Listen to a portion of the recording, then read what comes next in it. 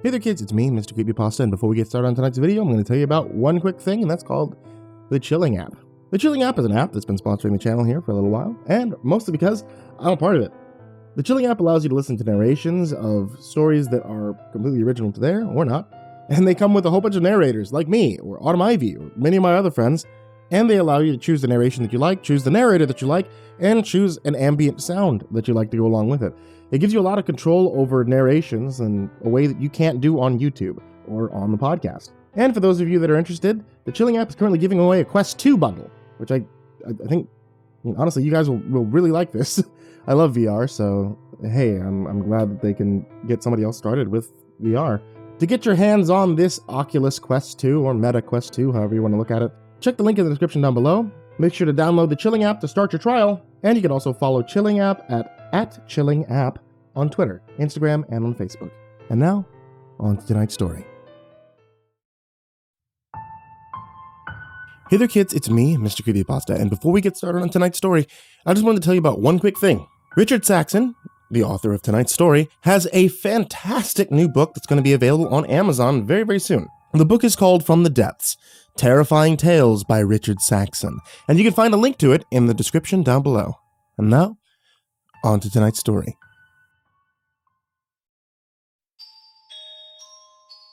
Ground control, do you read me? A voice buzzed over the radio. I leaned forward in my chair, studying the signal received from our station in geostationary orbit. As I turned my microphone back on, I briefly admired the fact that the message was coming from over 35,000 kilometers away, from a little metal box hanging in space, as it slowly orbited the Earth. I hear you loud and clear, Holloway. Good to have you back, I responded with an overwhelming relief filling my voice. The astronauts aboard the G.S.S.S had been out of contact for the better part of an hour. Whether it was due to some kind of interference or technical problems remained to be answered, but it alone had put us all on edge, considering anything in geostationary orbit has an orbital period equal to the Earth's rotation. In layman's terms, it means that the station never strayed out of reach relative to our position on Earth. Yeah, what happened out there? We lost contact for a moment, I asked. The rest of the crew on ground control sat in silence. Each of the scientists listened on our conversation. I felt relieved, but something about Holloway's voice sounded so urgent, almost scared. We found something, he began. Not exactly sure what, but it's what cut us off. We just lost signal. You found something. Could you be more specific? I can do you one better. I'm uploading the missing footage as we speak, Holloway said. The G.S.S.S had remained under constant supervision since its launch in early 2012. It was a covert mission meant both to study human endurance in space and to track foreign bodies entering Earth's orbit.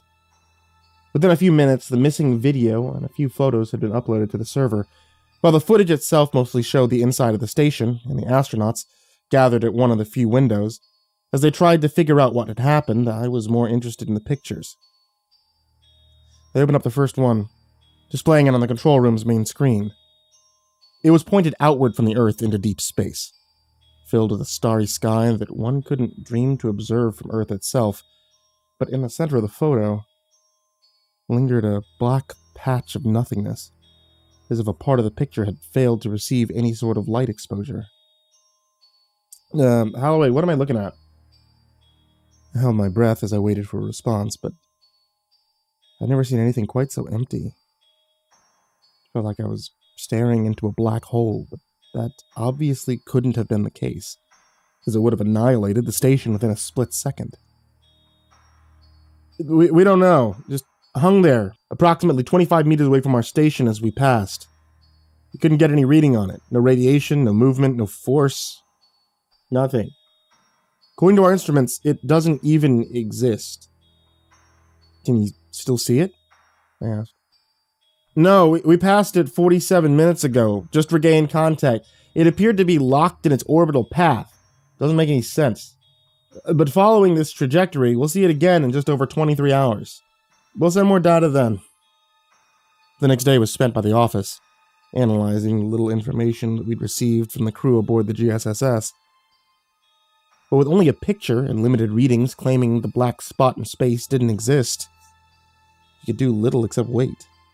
Yet none of us ventured home for some much-needed shut-eye. Instead, we waited at the office, as 1,000 different theories formed in the back of our minds.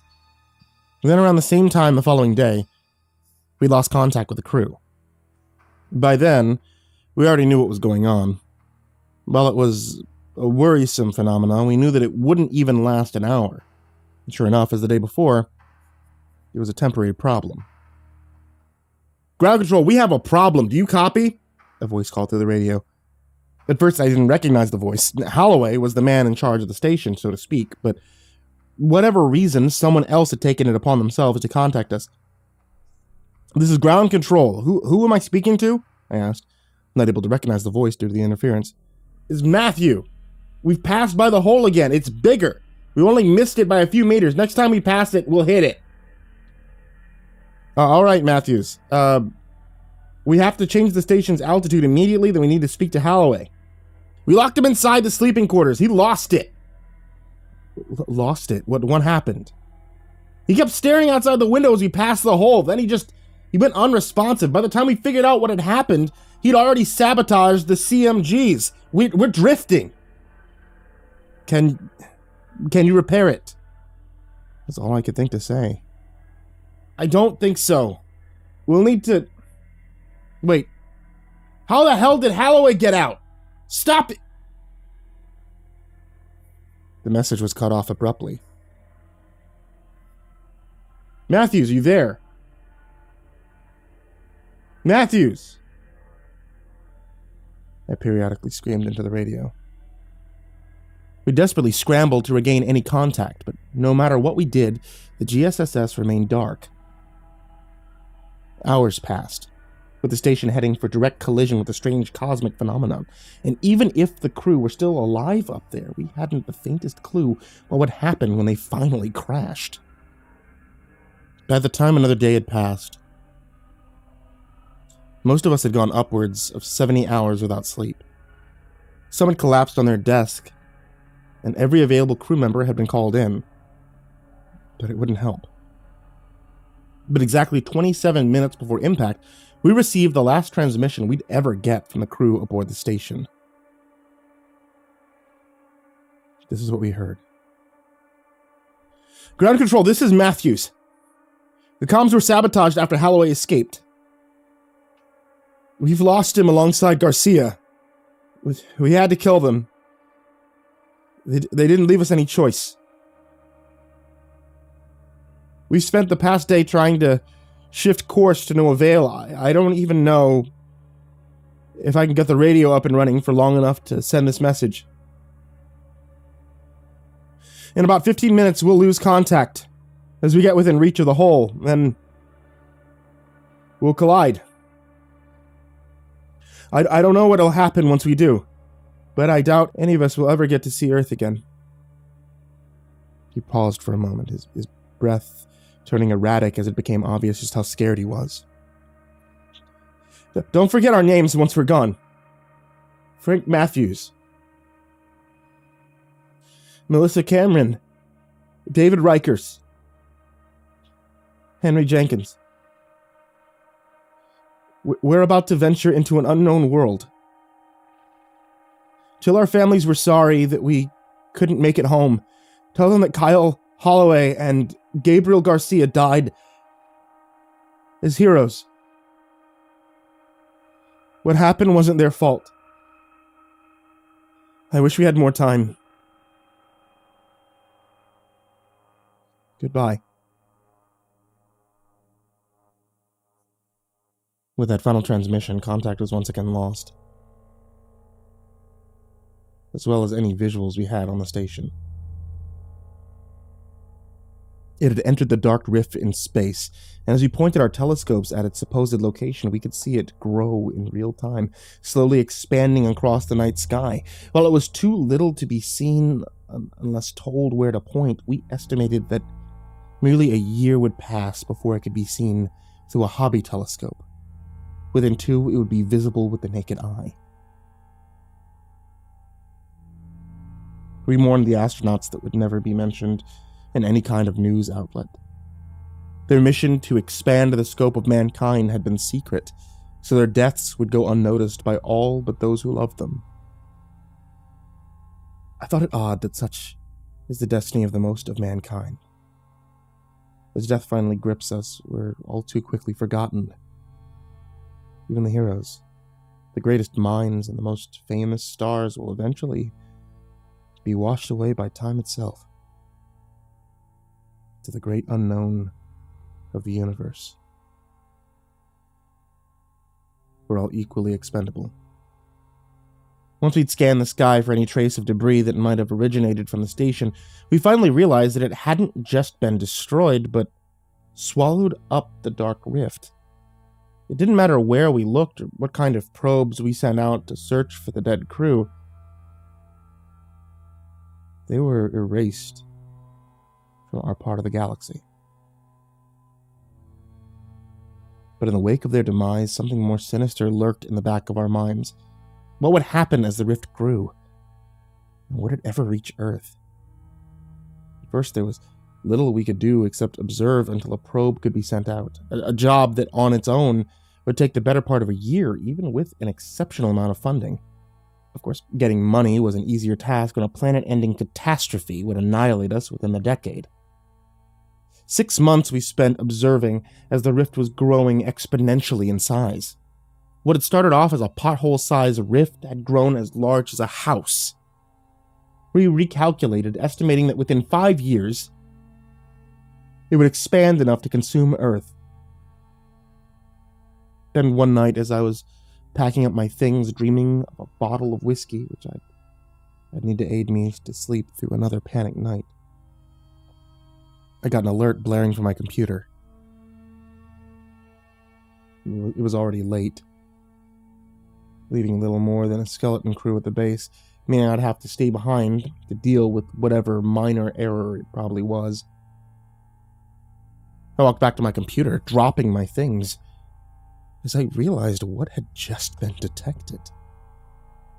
It was the G.S.S emerging from the rift and moving towards us.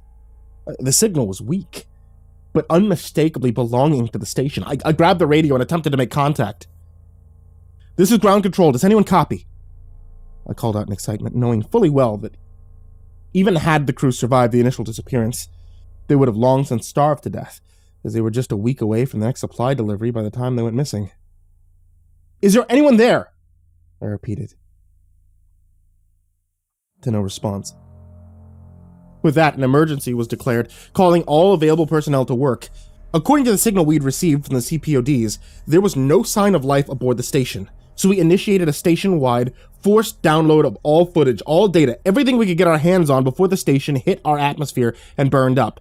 People were running around screaming orders at each other as petabytes of corrupted data loaded itself onto our hard drives. We were frantically trying to find a way to redirect the station so that it would burn up completely in the atmosphere and not rain down as debris on innocent people, but it was as futile of a task as we still hadn't calculated its exact trajectory.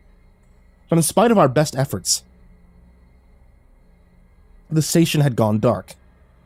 Even with the limited contact that we had, any ability to maneuver once there had been disabled, either by outside forces or by internal sabotage. All we could do was watch as it disintegrated over the west coast of Mexico, landing 13 miles off the shore into the ocean. While it was not an event easily visible by the public, no one knew the nature of the incoming debris, even had they seen it. We scrambled to send out a crew to pick up what little salvageable junk we could find, hoping to at least find traces of the dead astronauts. And while the salvage teams were on the task, we set out to repair the downloaded footage. In terms of observation, the G.S.S.S stood unmatched. Every inch of the station was monitored 24 hours a day. With the limited exception of lavatories, we had an eye on the astronauts all the time, not only with visuals and audio, but the system's functionings. Usually it was a semi-live feed, but in times without contact, the data was quickly downloaded, which meant we already had everything up until the moment they were swallowed by the hole. After the fact, there was less information. The first few hours of footage remained intact. so the office gathered around to observe it, none daring to speak a word as we got our first looks into what could only be described as a completely new world. A picture came to view, taking place during the last moments of our conversation. "Can you repair it?" I heard myself ask over the radio. Matthews was standing there, his face glued to the various panels used to control the CMGs. "I don't think so. We'll need to..." "Wait, how the hell did Holloway get out? Stop him!" Holloway had managed to break out and torn the comms apart. Based on the limited view that we could get of him in the footage, he looked emotionless. Empty. "Stay the fuck back!" Garcia yelled as he held up a wrench. Floating around in zero gravity made fighting a different kind of challenge, but a proper swing could still significantly injure anyone unfortunate enough to be a recipient. Garcia and Matthews grabbed onto Holloway and brought him back into the sleeping quarters, where they tied him up. And all the while, he never spoke a single word. He just kept staring at the windows. "What happened to you?" Matthews asked with no response. "We gotta fix the comms," Garcia chimed in. Cameron and Riker were already hard at work trying to repair the CMGs, while Jenkins was attempting to piece together what remained of the communication station. "The gyroscopes are more important. If the hole keeps growing, we'll hit it during our next orbit," Matthews says. "Stay with Commander Holloway. I'll check on the others."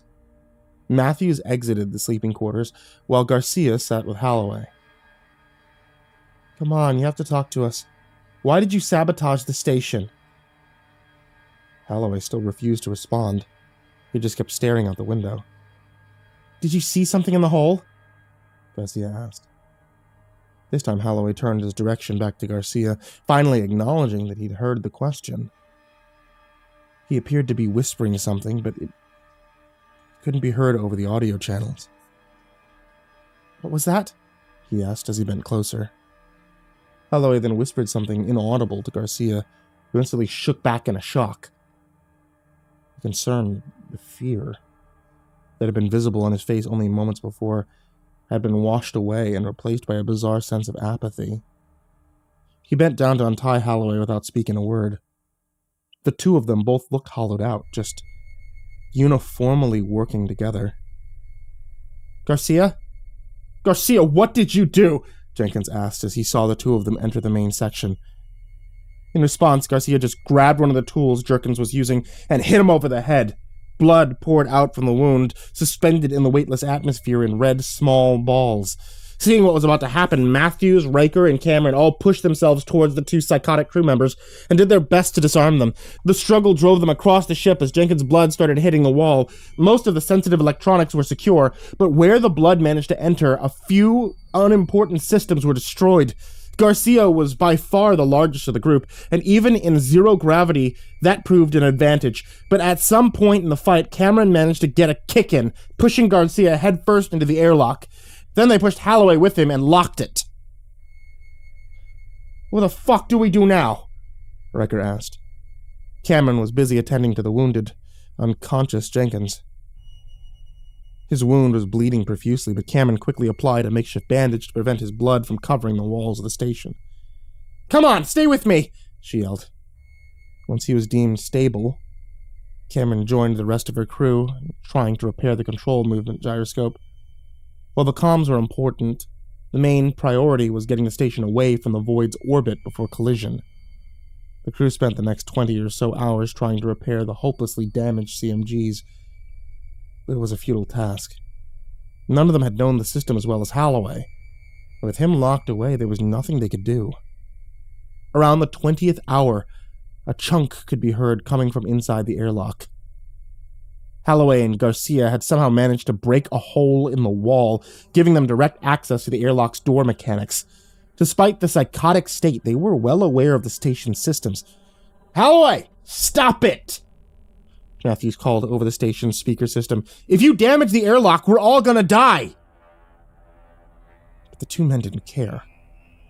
They were so far gone from their former selves that not even the immediate threat of death seemed to worry them. "We have to eject them," Riker said. "Kill them?" Cameron chimed in. "We can't!" Despite her opposition to the idea, her voice was meek. She was smart enough to know that there wasn't another choice. Either they die, or we all die. At this point, it's not a question of morality, but simple math. Both Cameron and Matthews looked at him in despair. Jenkins wasn't even conscious and able to give input. They just nodded, all of them knowing exactly what had to be done. Holloway, Garcia, either stop that shit, or we eject you into space.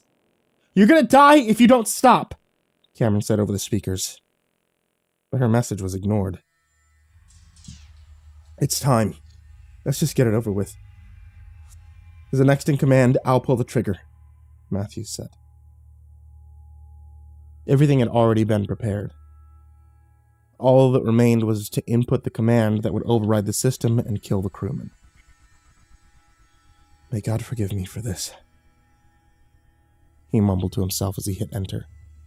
The inner airlock sealed itself while the outer prepared to open. Within a minute, the doors opened and the two men were forcibly pulled into the vacuum of space. There are many misconceptions when it comes to death by the vacuum of space, contrary to common belief. One does not immediately freeze, nor does your body explode from the sudden change in pressure. Truth be told, death in space is one of the least dignified ways of leaving life. The air would be sucked out from your lungs with a great likelihood of rupturing them in the process as the saliva on your tongue boils. Whatever's still left of your intestines would be equally removed. Within 15 seconds, you'd lose consciousness due to hypoxia. I took solace in that fact as I looked over at the footage, that at least the poor astronauts weren't awake to experience their horrible deaths. The crew stayed silent for a few minutes after the ejection. None of them were brave enough to break the silence until Matthews finally realized he was now in charge of the station. The GMCs are done. We need to try to get a message out before the void swallows us, he said with a defeated voice, albeit with a hint of purpose. They only had a few hours until impact, and who knew exactly how large the hole had grown during the past 24 hours. Cameron, how we doing? Matthews asked after a couple of hours' work. It's not looking good, but I think we might be able to get a simple message through, but you gotta be fast. We're gonna lose in less than an hour, she said back. You want the honor? You're in charge now, after all. So while Cameron and Riker went to check on Jenkins, Matthews went on to send the last living message we'd ever received from the crew. Ground control. This is Matthews. After we'd listened to the message for the second time, the black void had appeared outside of the window. The crew had gathered, hugging each other as they approached within mere meters of it. This is it, Riker let out in a panicked whisper. Oh, God. With that,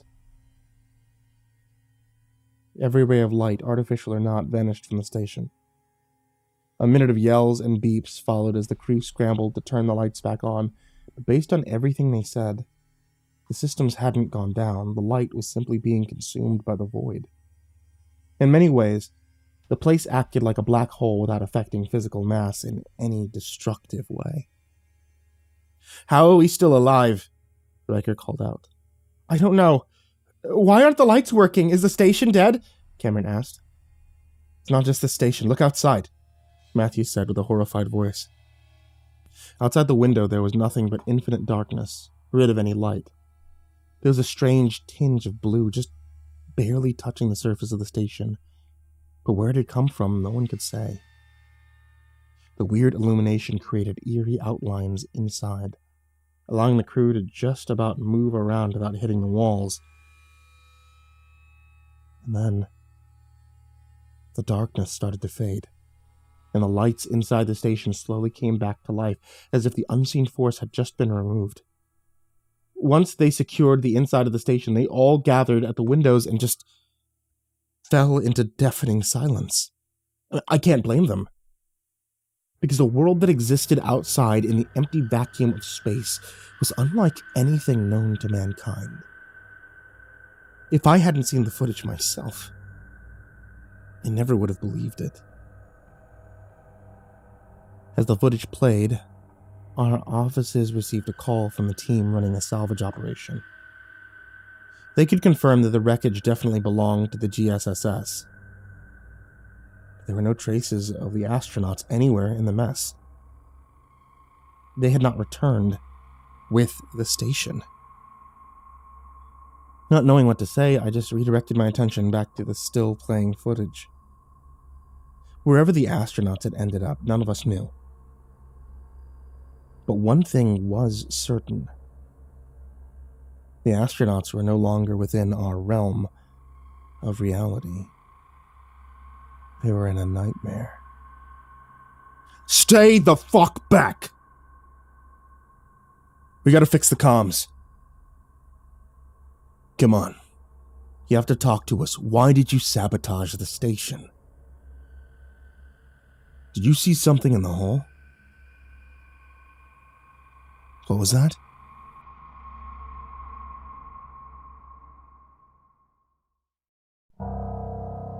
I've been writing about my hometown for a while now, and though many of you may know the name Samuel Singer and have roamed the streets of Habitsville vicariously through my stories, there's one special spot in town that I've never written about. The cemetery. All of the horror and oddities that exist in Habitsville in broad daylight seems like overkill to look for trouble in a place already haunted by death. Besides, dying in Habitsville and having a body to be buried, well, that made you one of the lucky ones. The only visitors that cemeteries saw were the occasional mourners placing flowers on a headstone, or this time of year, groups of giggling teens ducking through the scattered trees. There were signposts telling the latter to keep out, but being kids, they never did. They'd leave behind beer bottles and candy wrappers. The groundkeepers would clean them up in the morning, grumbling all the way, and that would be that. Graveyard, after all, is nothing to be afraid of. And every midnight truth or dare session would come and go without much incident of Habitsville adolescence. Because for the most part, they all knew better than to go near the MicMillan family circle. It was made with love, or at least that was what was carved into the large limestone table that sat in the center. The structure was in the very heart of the cemetery, and the headstones surrounding the display like planets around the sun. It was a huge slab, kept rugged around the edges, carved deeply by hand, the words, Credula est amor est. A credulous thing is love. Around the table, heavy and cold with vines climbing up their legs, were 4 chairs, one for each of the members of the MicMillan family. John and Luella, and the other 2 children, a son and a daughter, Paul and Dorothy. John MicMillan commissioned the monument in 1910, when the entire family was alive and healthy. It was assumed that John, who had made his fortune in the highly meticulous business of limestone mining and trade, was simply a man who liked to be prepared. That assumption was proved false, of course, when the entire MicMillan family died in one fell swoop. As the story goes, John MicMillan had found out Luella had been seeing another man behind his back, and in a fit of rage, he had murdered his entire family in one Halloween night. Their ashes were poured into the hollow backs of each of the chairs around the stone slab, just as Mr. MicMillan had prepared just 3 years prior. And death dates were carved into the bases of each one, all the same exact one. October 31st, 1913. The townspeople of Habitsville each took turns trying to put blame on each of the family members. It was John's fault for being so impulsive, or Luella's for cheating, or perhaps it was one of the children that had revealed the affair. But one compelling piece of evidence suggested it wasn't a spur-of-the-moment massacre after all. The setting, John MicMillan had murdered his family as they sat around the dinner table, though the specifics of the murders had never been disclosed to the public. John was an avid collector of pistols, and it was believed that he had used one of his prized weapons to put a bullet in each member of his family. Back in 1913, the massacre was full of speculation, but in today's Habitsville, this was nothing more than an urban legend. Details rarely travel over 100 years intact, and so the McMillan's massacre became a story to tell around campfires, rather than a chilling example of true crime. People didn't take it seriously. That is, until last Halloween. Though we were both there at the same time, we were there for different reasons.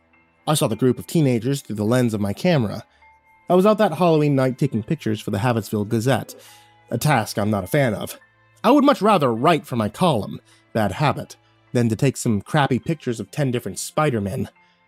Needless to say, I was bored. So when I saw the gaggle of teenagers making their way through the graveyard towards the McMillan family circle, I had an odd mix of fear and excitement flow through me. I decided to follow them. They were reading the graves and laughing at the names, each trying to impress the other in that way that kids do. I followed behind silently, occasionally picking up my camera and snapping a picture of the far side of the graveyard.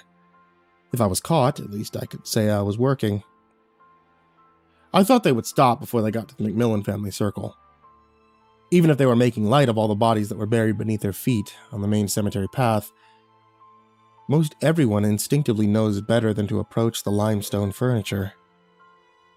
In fact, they all automatically stopped, their feet stuck in the grass, about 10 yards away from the monument. "What, are you scared?"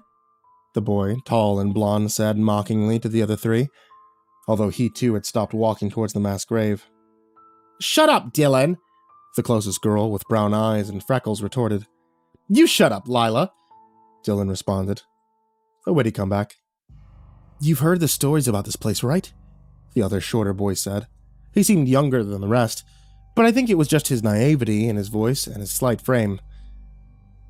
"The McDonald's massacre," Dylan said spookily, wringing his hands mockingly. "It's McMillan," Lila corrected, rolling her eyes, but smiling anyway. "Charlie, I want to go home," the tiny girl who was with the shorter boy grabbed onto his sleeve. "This place is weirding me out." Charlie took the girl's hand, an uneasy smile on his face. He looked to Dylan hopefully, but the other boy crossed his arms. The message was clear. They were supposed to stay, and anyone who left would be deemed weak. "Come on, Steph," Charlie said unconvincingly. "It's not that bad. Those stories aren't true anyway."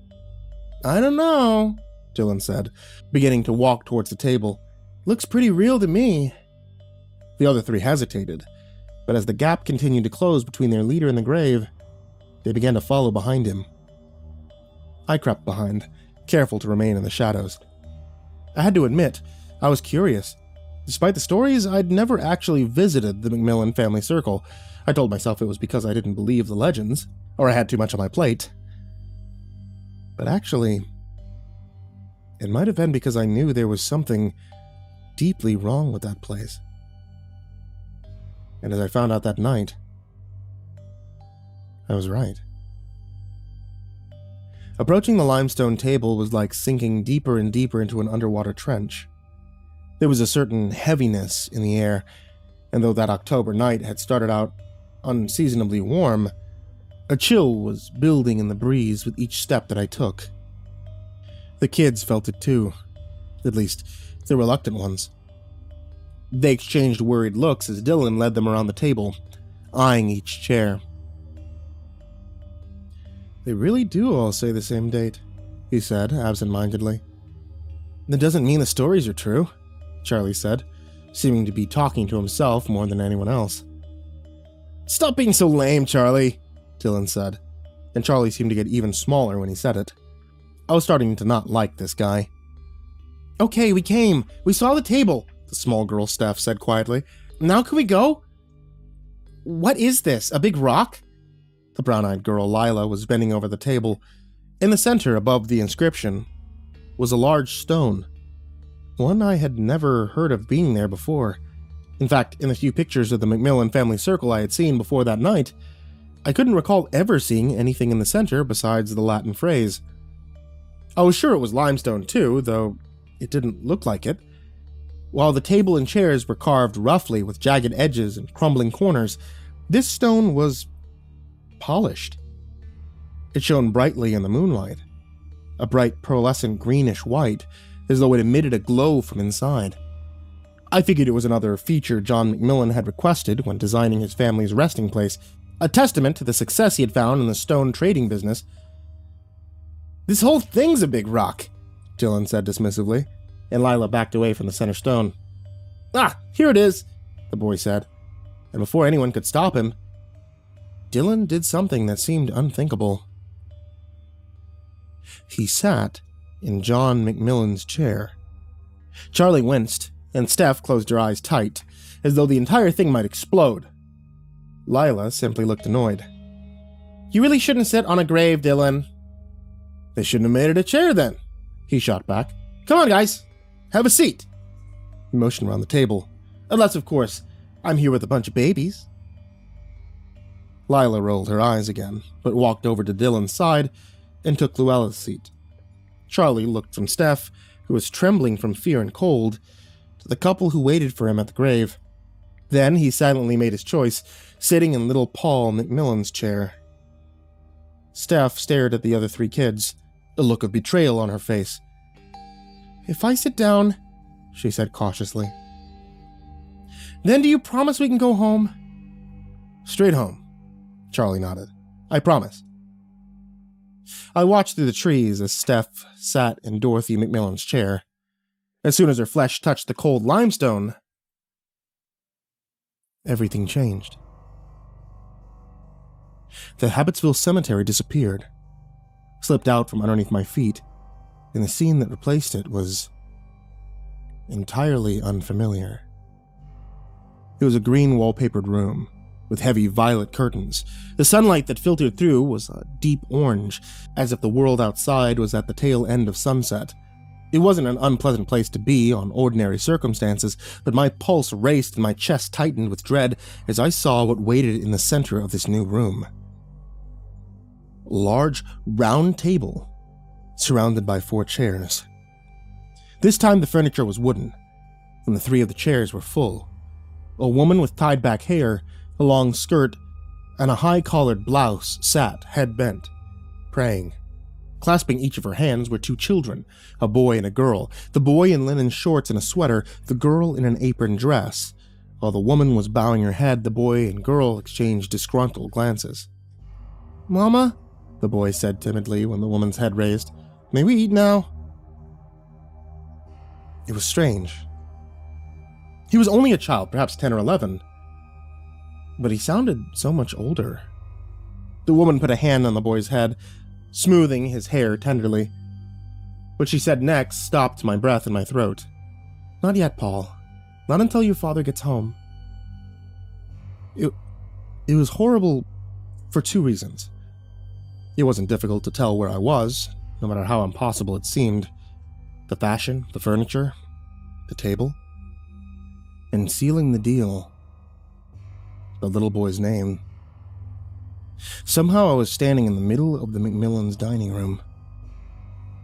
But the second thing, as perplexing and terrifying as the first, was that just as the little boy's voice hadn't sounded like it matched his body, the woman's didn't seem right either. It took only a matter of seconds for me to realize why. They were speaking with the voices of the teenagers. "Lila? Steph?" I asked aloud. But no one so much as turned in my direction. Whoever I was, whatever I was experiencing, it was clear that I was only an observer, not given a seat at the table. "When will father be home?" the little girl, speaking with the voice of Steph, asked. "I'm hungry." The woman, who I assumed was Luella, speaking with the voice of Lila, smiled. "Any moment now." As if on cue, a man entered the room, coming from the space behind me as though from an entrance, though when I turned, only a thick blackness was visible around the scene's edge. He strolled into the dining room, whistling, carrying a large tweed bag. "Hello, little ones," the man said. It was Dylan's voice. The two children scrambled to his side, hugging him around the waist. His wife smiled, but it was a terse expression. "You're late," she said tiredly. I know," her husband, John MicMillan, replied. "But for good reason, Lou. I swear." He walked over to the table, setting his bag on the tablecloth as his wife grimaced. It made a heavy sound as it touched the wood, and as he opened it and removed its contents, I could see why. He unwound the cloth that covered it, and as the rest of the McMillans and myself watched in awe, he revealed that huge, gleaming piece of limestone. The same mysterious shard that the group of teenagers had found in the center of the McMillan family circle. "It's beautiful," the little girl said. "Can I hold it?" "I don't think so, Dot," Luella started to say, but John was already handing it to the child. "Be careful with it, darling," he said. The rock was huge in the girl's tiny hands, and though it must have been heavy, she lifted it right up to her face, staring at her reflection in its smooth surface. My turn, the impatient boy said with the voice of Charlie. The little girl handed the stone off to her brother. "Wow," he said, before nearly dropping it. John caught it quickly and brought it over to his wife. "The boys found it near the site today, down in some cave by the docks. We think it's lime, but we're having some of the specialists take a look tomorrow. If it is, it's the clearest natural occurring hunk of limestone we've ever seen. Worth a fortune." Luella tentatively took the stone from her husband and held it gingerly. "It's truly lovely," she said quietly, staring deep into its milky surface. Then she blinked, as though breaking from its spell. "But don't think this makes you being late to dinner all right." John McMillan, laughed and kissed his wife on the cheek. He took the large stone and put it in the center of the table. "There. A centerpiece fit for a king." Once the children and her husband were seated, Miss McMillan brought out the dinner they had been waiting for. A hefty roast chicken, stewed potatoes and carrots, and a rich cabbage soup. I could smell it from where I stood, and my mouth began to water. And yet, the McMillans, even the children, didn't seem to want to eat. They pushed their food around their plates, but never wanted to bring any of it to their mouths, as though they had been served an entirely unappetizing meal. They didn't say anything either, each one looking up only to steal glances at the stone that had been put in the center of the table. It was quiet in the dining room. An eerie, unnatural quiet. And then, for seemingly no reason at all, John McMillan began to laugh. "John?" Luella said, smiling. "I'm sorry," her husband replied between chuckles. "I just had the oddest idea." "Well, go on and share it," his wife replied, strangely eager. He laughed a few more times. "Well, all right." There was a moment's hesitation. Then John McMillan picked up his fork with his right hand, and, without so much as a second thought, plunged the prongs into his left. I jumped violently where I stood, but it seemed that none of his family were as horrified as I was. They watched as their family patriarch pulled out his fork, skin stretching until it reached a breaking point. He lifted up his utensil with a morsel of flesh on the end, dripping with blood down onto the tablecloth and onto his clothes. John McMillan let out another small, childlike chuckle. And then he put the fork in his mouth, chewed, and swallowed. He smiled at his family, teeth pink with a thin sheen of blood. And they smiled back. The children, seated at his side, soon scooted closer, sticking their forks into their father's leg, ripping the material of his trousers and the skin beneath them. Their cheeks grew slick with blood and fat as they ate. Luella got up and casually walked over to join them, standing over her husband and taking a fork and knife and slicing him up like a roast, like she would have done to the chicken, which sat untouched on the table. The McMillans ate John for what felt like hours, though it could have been only a few minutes. John himself kept consuming more and more of his own body.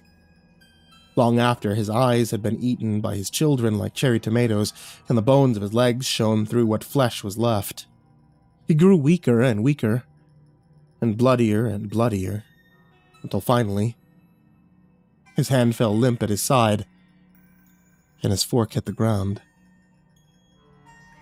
The sound of metal on the hardwood floor seemed to startle everyone for a moment. Then Luella sat back down in her seat, took her fork in her hand, and took her first forbidden bite. Her children circled around her, their hunger seemingly endless as they ate their mother to the bone. There were no cries of pain, no hesitation, only the wet grunts of consumption like pigs at the trough. And soon Luella's hand stopped moving and the children stopped eating. It was the boy who sat in his chair next, and helped his sister tear his flesh from his bones, even cutting his sweater with a knife, vivisecting his stomach to each of the morsels of his parents that waited within. But eventually even Paul stopped moving and Dorothy was left alone. Silently, a sweet scarlet smile on her lips, she sat down in her chair. She began to feast. The little girl didn't even look at the gory bodies of her family as she ate.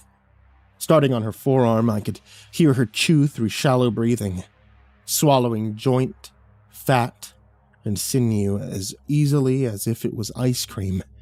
She slowed down, her eyes half closed, and her fork lazily bit into the side of her cheek,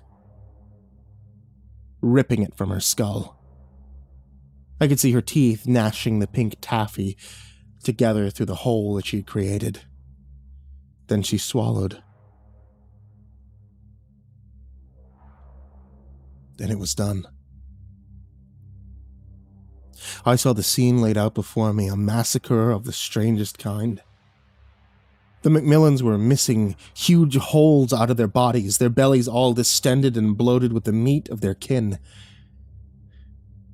And then I blinked, and as suddenly as it had come, it was gone.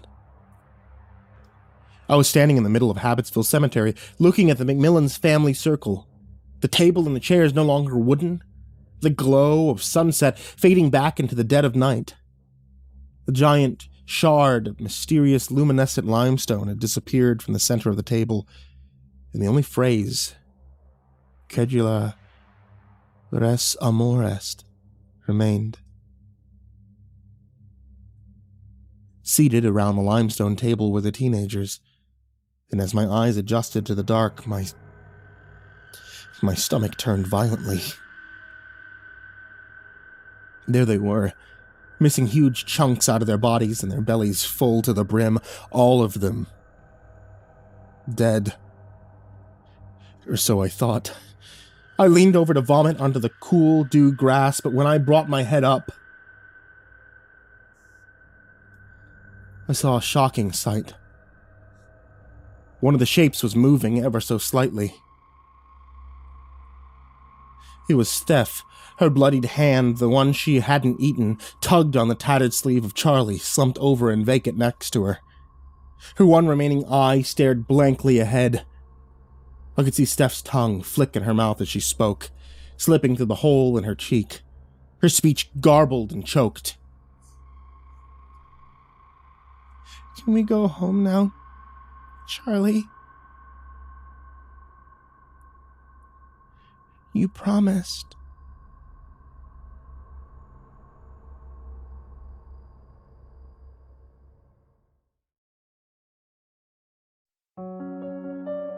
All I wanted was to go fishing with my friends. I hadn't seen them in so long, and COVID practically makes it impossible for us to travel to each other. But in a stroke of luck and coincidence, we all managed to get a week off and met up at my place in Florida. We were all excited, so happy to be able to catch up. I mean, shit, my buddy was getting married. Needless to say, this time was important for all of us. I just wish we hadn't gone near those stairs. We met each other days ago in Jacksonville. I live on the beach. You have a boat docked a few minutes away from my house. It's a fairly nice vessel, nothing special, but she gets the job done. We went to a few local restaurants the first day, Did a lot of drinking. Then the next morning, packed her up with beer, food, and fishing supplies, and we set off. It was a beautiful day. The sun shining in the middle of a clear blue sky, the wind gently billowing in our hair as we sat and drank, fished. We caught up on each other's lives. My buddy's marriage proposal, my other buddy getting his doctorate. There were 4 of us in total, and everything was going great. Until suddenly, the boat hit something none of us could see. We jerked upright, and my friend Doms peered over the side of the boat to see what we hit. He turned back to us, speechless, motioning frantically to see what we had found. Me and my other 2 friends, David and Ben, quickly joined him, and in front of us was a staircase. A staircase leading into the darkness of the water. Water was parted, almost as if it was protected by a tunnel made of glass. Water was splashing around it. No water actually got inside. Stairs were completely dry, and it looked as though they were made of stone. Strange glyphs and inscriptions carved in each one. None of us recognized any of the symbols. At first, we couldn't take our eyes off of it. Ben was the first to find his voice. He said that we should leave, that something didn't feel right about it. Maybe it's one of those installations, like an optical illusion, he said quickly. Maybe there's a hidden camera somewhere. We looked around. We didn't see anything for miles. Miles of ocean. In hindsight, I couldn't even recall us going out that far away from the shore. No way, Dave replied. There's nothing out here, just us. Maybe we should go, Dom said, picking up a beer. I want to see something. Before any of us could protest, he lobbed the beer down the staircase. It tumbled down, echoing the whole way. Kept going until we couldn't hear it anymore. We tried a flashlight, but the darkness was just too absolute. We couldn't see anything other than more stairs, descending into the depths. This is insane, I said. I just can't wrap my fucking head around it. It looks like they go on forever. We all nodded, still unable to take our eyes off them. When we could finally pull ourselves away, the sun was setting. Dave checked his phone, and it was dead. In fact, all our electronic devices, our phones, our speakers, were all out of battery. I checked the analog clock I had on board, and it read 6:48 p.m. When I told them the time, they couldn't believe it. We came out here at around 9 in the morning, right? Ben asked. I'm fucking nervous, man. We shouldn't be here. I mean, how has that much time passed? Yeah, I don't feel good either. Like, my stomach's full. We haven't eaten. Hell, I only had like 2 beers, some toast before we came out. My stomach's going wild. Dave let out a groan. We should just head back. We all nodded. But I grabbed the coordinates from my GPS just in case. Thankfully, the boat was working fine, and I managed to pull us away from the staircase, but not before bumping into something else as we pulled away. We reasoned it was probably just another part of the staircase structure. I mean, hell, we could have stumbled upon some sort of massive underwater building or something. We brushed it off and set the GPS back to the dock, and made our way silently back to shore. Man, my stomach's fucking killing me, Dave groaned. I don't know what's going on. Maybe I had some bad toast, Ben joked. You should... Before he could finish his sentence, Dave was throwing up into the ocean. It went on like this for a while, up until we got to the shore, and then some. When we docked, Ben went over to pick up our food cooler, and noticed there was a putrid smell coming from it.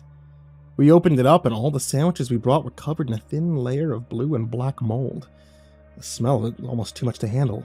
Ugh, man! I let out an exasperated sigh. I was excited to eat that. What the hell happened? The whole thing's weird, Ben said. Maybe the food was a bit bad when you packed it? No way, I replied. I'd never... Hey, guys? Dave's voice weakly called from where he was throwing up in a trash can on the dock. I think something's wrong. We all looked at each other and quickly walked over to him. Black liquid mixed with bile was all over his mouth and shirt. He was swaying back and forth like he was drunk. His eyes were puffy and a bit bloodshot like he'd been crying. Oh shit! Dom handed him a bottle of water and he began washing the fluid from his face. What happened? I don't know, Dave said. I feel a bit better now. I think I just need to sleep. Can we go home, please? Yeah, Yeah, man, let's pack a car and get out of here. Shit, I'm sorry. I got some medicine back at my place. That'll probably be helpful. Yeah. Dave simply replied. I think I just need some sleep. You sure we shouldn't take you to the hospital? Ben asked. No, I'm fine. Dave's voice was a bit strange, like he was far away. I just need sleep.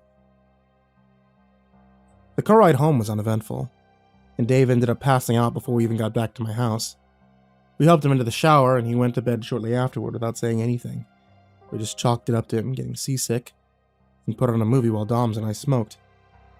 Eventually, our appetites returned and we ordered some pizza, briefly discussing the strange things that happened. It would be our luck, right? Ben said, biting into a slice of pizza. That was weird shit.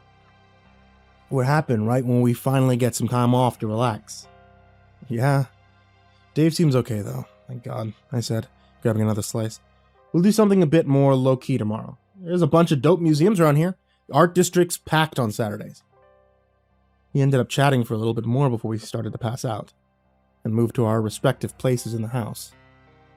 I don't usually remember my dreams, but this time I couldn't stop thinking about the staircase for some reason. In my dream, I was swimming towards it. But the water was thick, like ink.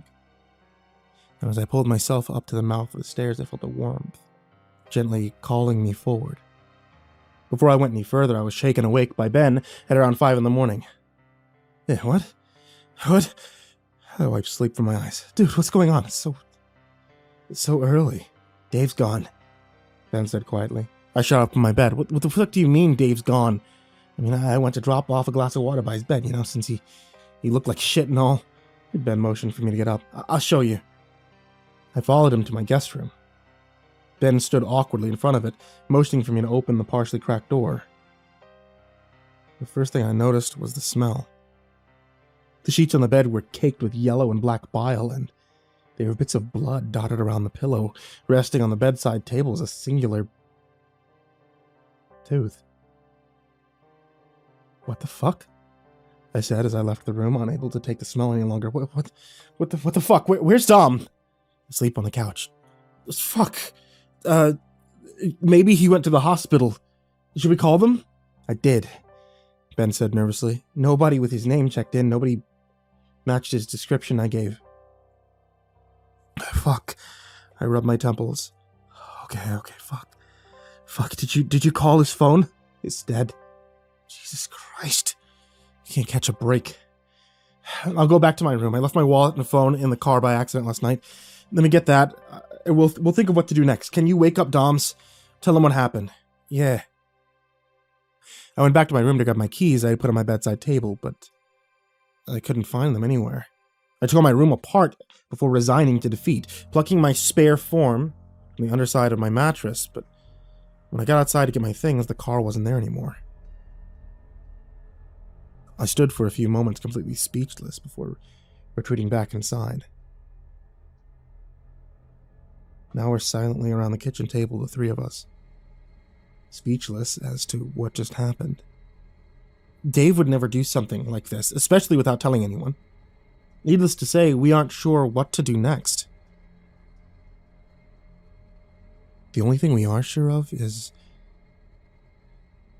that we all dreamt of those stairs last night.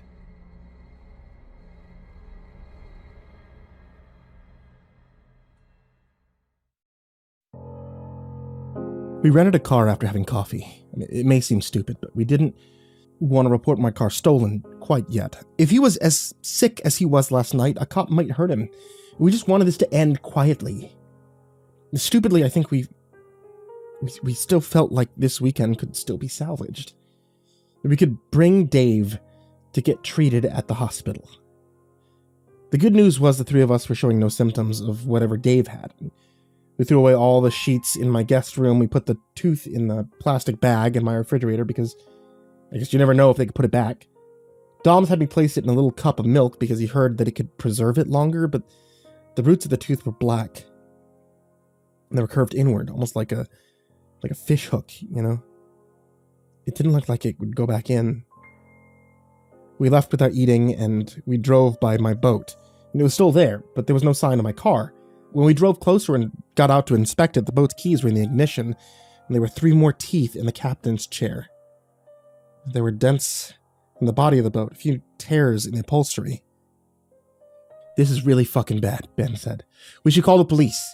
He's pulling out his fucking teeth. Yeah, but Dom inspected the jagged tooth. It doesn't look like a human's tooth. It's almost serrated. We each picked up a tooth and examined it. Dom's was right. They were longer, and the sides were sharp and serrated like a bread knife. I think I felt mine pulsate, almost as if it had a heartbeat. Throw in a bag, I sighed. Maybe we should call... Before I could finish my sentence, an old man called out and waved us down. We turned, saw it was the dockmaster, his face contorted in anger. You boys need to go. This boat, too. No longer allowed to dock here, he was yelling, pointing at my boat like it was some sort of monster. Whoa, wait a second, I said, taken aback. I've been docked here for 2 years. What's wrong? We didn't do anything that broke any rules. Your friend last night, the drunk one, came in, tried to take it out while it was still tied to the dock. Fucking lunatic. When me and the deckhand came out, he just jumped in the water, dented up the boat and the dock. He was practically spitting. He was so mad. What's wrong with him? Is that their idea of fun? Listen, okay, we're very sorry, but we didn't let him do anything. I took a breath. This is going to sound insane. When we were out boating yesterday, we hit a staircase, out in the middle of the ocean. I could tell the dockmaster wasn't having it, but I continued anyway. Something happened to himself. He's not himself. Did you call the cops? The dockmaster spat. No cops on my dock. Get your things. I'm giving you 2 days to be out of here. 2 days. I don't care about your stayers. Get out. With that, he turned and went back to the main building, lighting a cigarette as he walked. It made me really sad. The dockmaster was usually a calm and kind man. It hurt to have him angry like this. He dove into the water? Ben said. No way he could have swam in the ocean in the state he was in. Yeah, Dom said simply. He was fucked up. So is the boat. Why would he try to take it? He's never driven a boat before, I said, inspecting the damage. It was dents and a few scratches, but what caught my eye was black mold growing from the side of the boat all the way underneath. It was thick and viscous. It wasn't there yesterday, at least. At least I didn't think. Hold on, I gotta check something. Ben, can you grab me my goggles from the car? Ben nodded and ran, while Dom squatted next to me, eyeing the mold. What's all that shit? I'm not sure, I said quietly. Remember when we were leaving the staircase, we bumped into the shit on the way out? The stairs? No, the second bump. Maybe we didn't hit something. Maybe something hit us. Dom's eyes widened as Ben came back with the goggles. I took them and put them on, stripping down to my boxers. Whatever you do, don't open your mouth, Dom says. That shit doesn't look healthy. Yeah. I dove into the water next to the boat and looked up at it from below. There was a small black and purple looking cocoon sticking to the underside of my boat. Pulsating, quivering, like it was about to burst. It was about the size of a basketball. I quickly swam to the surface, pulling myself out of the water as fast as I could. Fuck, I said, gasping for air. Fuck. What? They both exclaimed. There's something attached to the boat. It looks like a giant purple fucking larva, or a cocoon, or some shit. It's moving. Fuck. No way, Ben said incredulously. Did it come from the stairs? I mean, I sure as fuck didn't bring it home, I said, lying on my back staring at the sky. After a few moments of silence, Dom said, We need to go back. Dave's at the stairs. I don't know how, but he just is. You know? Ben and I looked at each other nervously. I think you're right, I replied. Ben nodded silently. We're at home right now gathering supplies. I have my pistol permit, so I'm going to bring that along as well. A headlamp, a shit ton of rope, 3 first aid kits, as well as some scuba gear. The dockmaster gave me 2 days. So of course we have to take one final trip.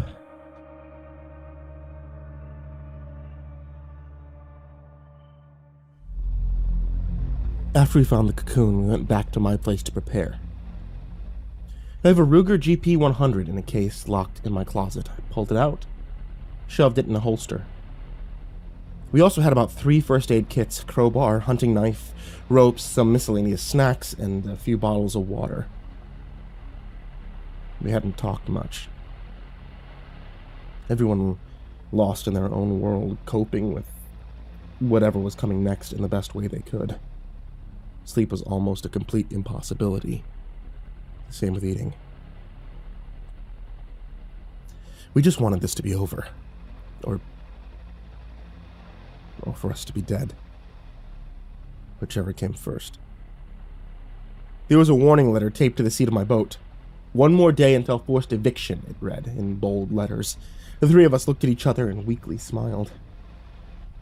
I don't think we're going to have to worry about that, Ben said quietly. Doms and I didn't answer. We knew he was probably right. No matter what happened, I don't think I'll ever go on a boat again. If we're going to do this, we need to go now.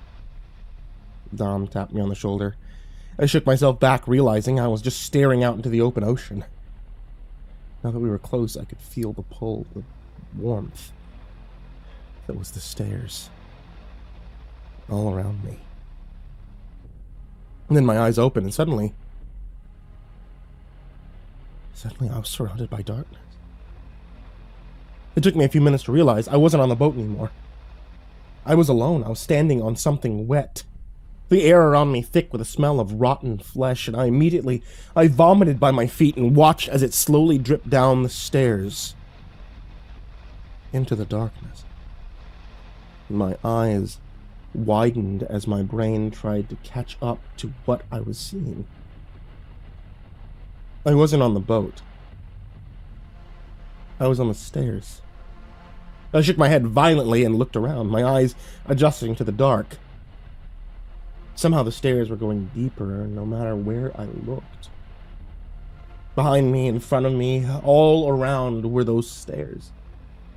All descending into this fetid stone maw. There were no sounds except the dripping of water and my own ragged breath. Doms? Ben! I called out. To no answer. My voice felt dead in the air, like I was speaking at a brick wall. No echo, just that all-encompassing silence. The only thing to do is to go further. I felt a hand on my shoulder. Familiar and cold. I turned around and broke down, tears falling down my face as Dave stared back at me. Both of his eyes were ripped from their sockets. His face was split down the middle, stitched back together with black fishing wire. The same was true for his arms and legs. His clothes were tattered and torn, soaked with foul-smelling liquids I couldn't begin to place. What happened? I sobbed. What's going on? Where is everyone? We went down the stairs, Dave said simply. We never made it out. No way. No way. No fucking way, I muttered. But when I looked down at myself, at my own body, I knew he was right. My skin was purple and wrinkled like I had been soaked in water for a whole week. All of my fingernails had fallen off. The tips of my fingers were green and yellow, dripping some sort of putrid pus. My clothes looked like his, dirty, covered in foul unknowns, and as I slowly removed my shirt with much effort, I saw black wire embedded in my flesh, keeping my chest from splitting apart. There is hope for you, at least, Dave said, his voice calm and level. But you need to go deeper. Fuck that. I fell to my knees. Fuck that! Just kill me! I can't. Nothing dies here. How long has it been like this? Dave paused for a moment before answering. I don't know. Maybe a week. Time is different here, too. How the fuck are you so calm? His face softened, and he extended his hand and pulled me up. Because I'm already gone. With that, He disappeared, leaving me in utter silence, so I did the only thing I could do. I kept going deeper. With every step, the smell became more and more unbearable, and the air was getting hotter and hotter, like I was walking into something's open mouth. The symbols on the wall became more chaotic as I went, and I found myself touching them without thinking, dragging pus along the walls like a grotesque slug. After what seemed like a lifetime, I arrived. With a massive field with seaweed and other plants swaying like they were underwater. The ground was purple and brown and had the consistency of mud. Tiny creatures poking their heads out and burrowing themselves intermittently as I trudged forward. There were large stone structures as well, creatures I'd never seen, I couldn't imagine. I walked, desperately searching for some sort of sign, something to keep me going among the madness, but I could find nothing. Eventually, I sat under the shade of one of the statues, resting my weary head against the stone. As I sat, I heard a voice coming from behind the statue. "You made it." I spun around in disbelief. It was Dom's. Half his face carved down to the bone, the other half barely hanging by a thread of tendon, sagging like rotten fruit. His body was marred by the same black wire that was inside me, and his left arm was missing completely. Tears began to fall down my face. "I made it," I said between sobs. "Have you seen Ben? Or Dave?" "No," Dom said, closing his eyes. "No one except you." "Don't fall asleep. I saw Dave. He said there's hope if we go deeper." "Did he?" Dom smiled sadly. His teeth blackened and rotted. "Have you found any?" We stared at each other for a few moments before he closed his eyes. No matter how much I shook him, he wouldn't wake up. I sat next to the body and I wept, waiting for my turn to die, or whatever it was that happened to us in this place, however it never came. After a few minutes, the statue that we were under began to vibrate and then shake violently, like something within it was trying desperately to escape. And then a deafening sound, unlike anything I'd ever heard in my life, tore through my entire body. "You made it," a voice next to me said above the noise. "Here is the hope you seek." I didn't turn to look at where the voice came from, or who said it. It was unimportant now. In the distance, a blood-red sun began to rise, and with it, a massive creature, the size of a building, raised its head to look at us. I can't remember anything about its features or what it looked like, but I do remember tears of blood falling down my face as it raised its massive appendages towards the sky. "You'll go back," the voice said. "It won't matter either way, so we'll allow it." My world spiraled in a kaleidoscope of color, and suddenly I was staring at a bright light. The sounds of a hospital clamored around me. I was told I was the only one they found alive, face down on my boat about 20 miles away from the dock we came from. They found Dom's next to me, dead, and Dave and Ben's bodies were never found. My right leg was infected with some open wounds, so it had to be amputated. They said that Dom's died from the cold, but they wouldn't let me see his body. And that's it, I guess. That's what happened. Ever since I was released from that hospital, I haven't been able to think about anything else. Every morning I wake up and I see the remnants of myself, and I try to tell myself that it wasn't real. That we crashed, hallucinating from lack of food and water, but it never works. I still see the stairs in my dreams. Ben and Dave's voices. faintly audible in the darkness. All I have to do is descend.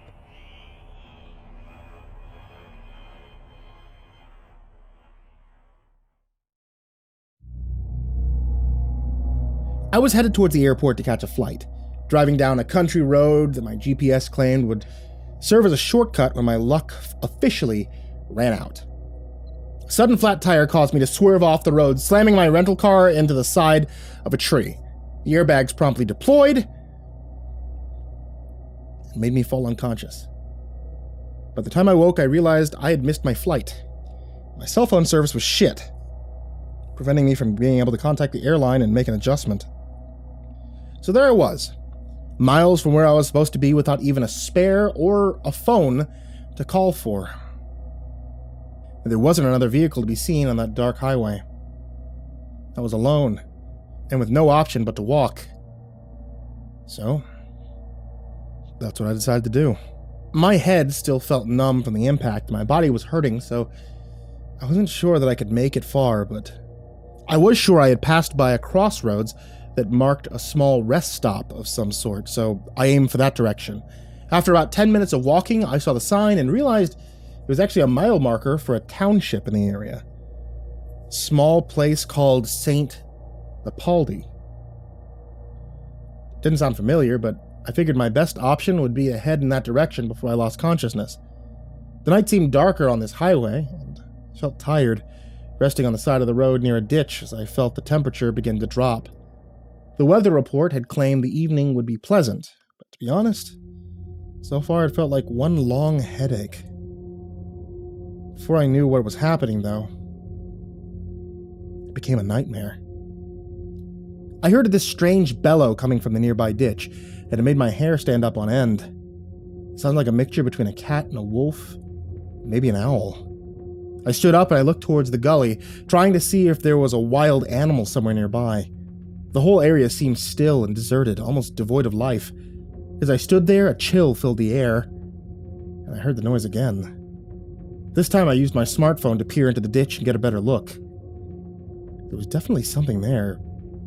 Some small creature that was crawling along in the mud, but it didn't look like any beast I was familiar with. As I shone the light on it, it turned its head toward me and I nearly dropped my phone.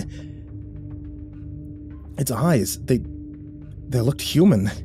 In that unexpected moment, I scrambled away and moved towards the road, uncertain that I was safe there anymore. Whatever this thing was, I resolved to steer clear of the side road for the rest of the journey. But each few feet I moved, I swore I heard the creature follow, making its ominous, guttural noises as it crawled along. I felt its eyes were on me as I started to run down the street, desperate to get away from the unnerving thing.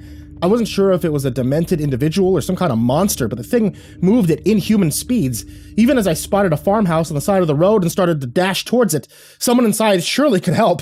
I rushed to the doors, trying to make as much noise as I could, but the occupants must have been out for the night because nothing I did stirred them. Quickly, I decided to hide in the barn instead, hunkering down and watching as the shaggy creature approached. I could feel my entire body shivering as I caught a better glimpse of it. His hunched-over form sneaking into the shed and watching as it crawled towards one of the cows.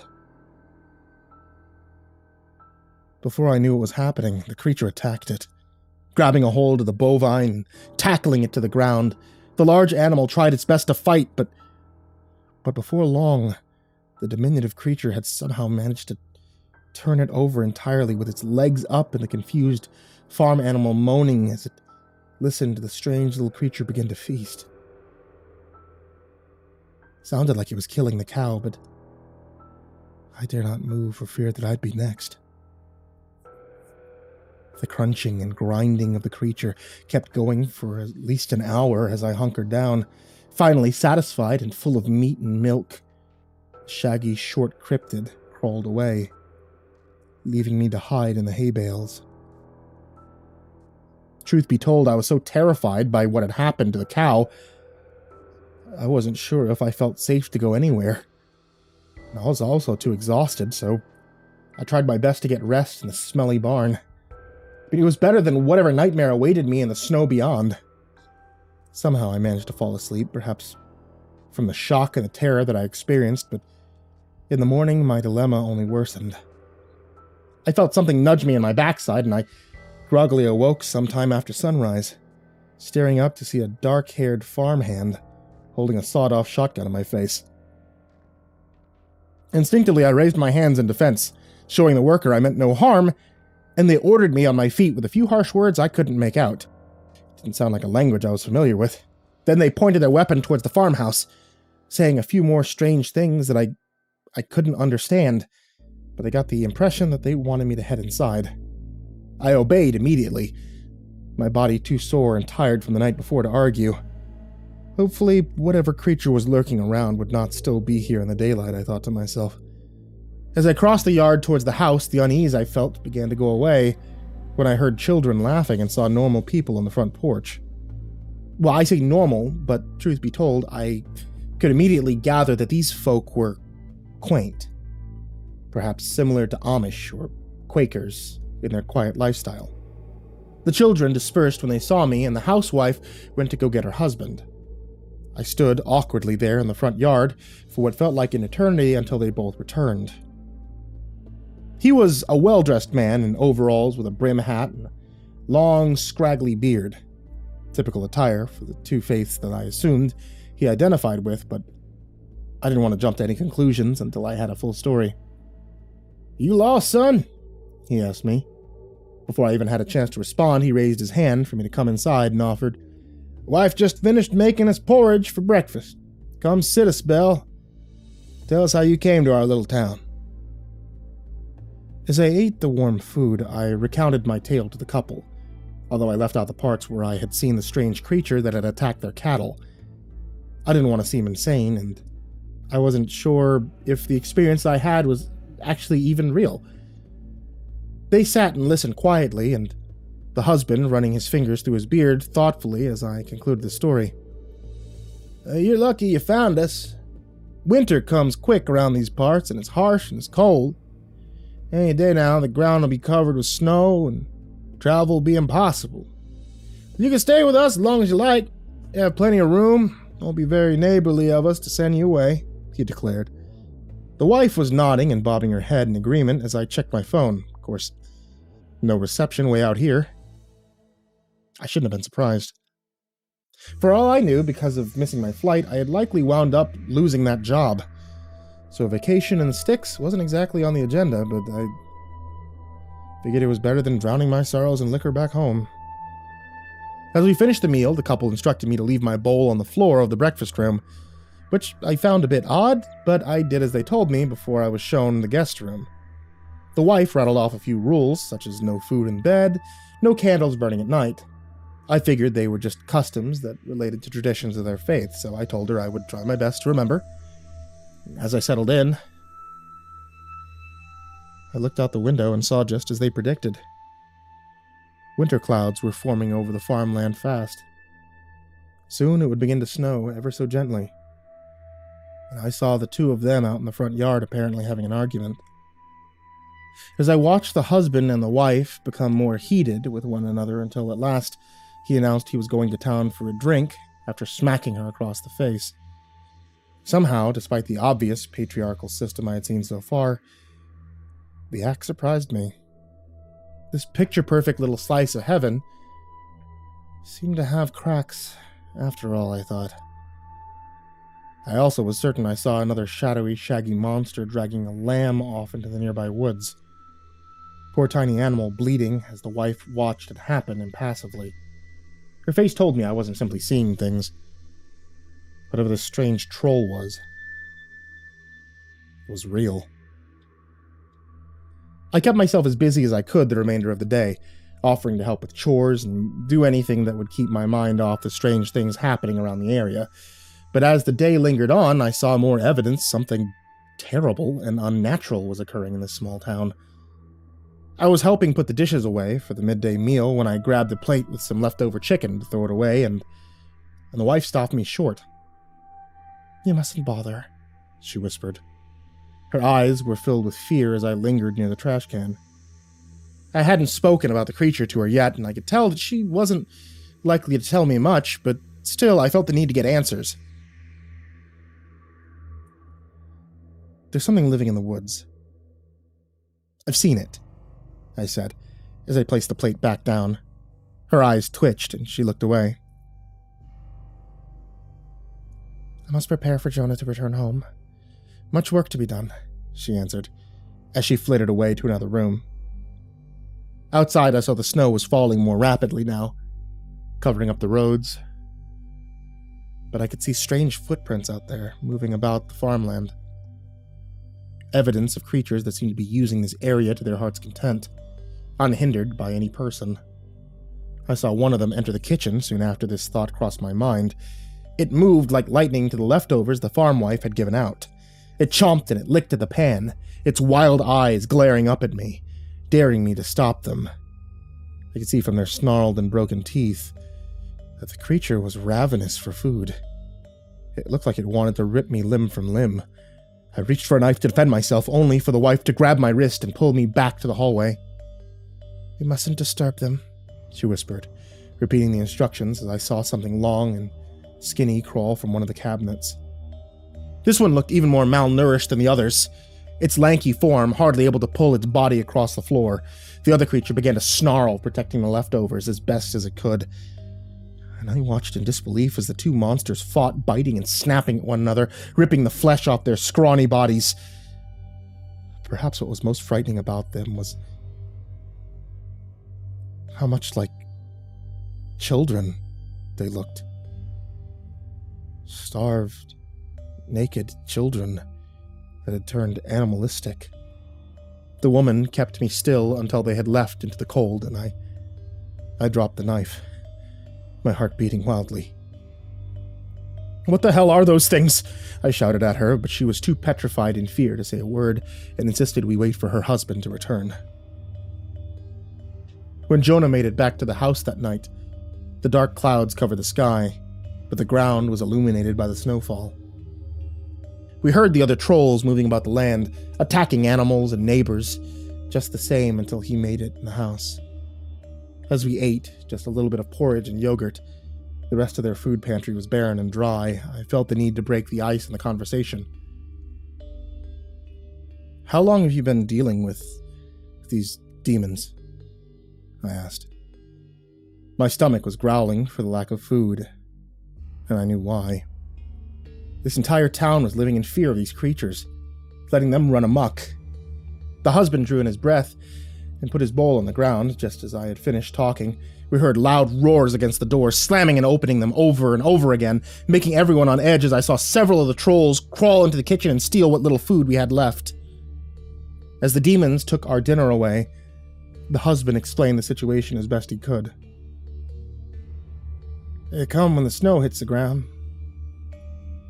There are at least a dozen of them. Some speculate perhaps there are more out there in the woods, but they take what they want, and in exchange, they let us live,"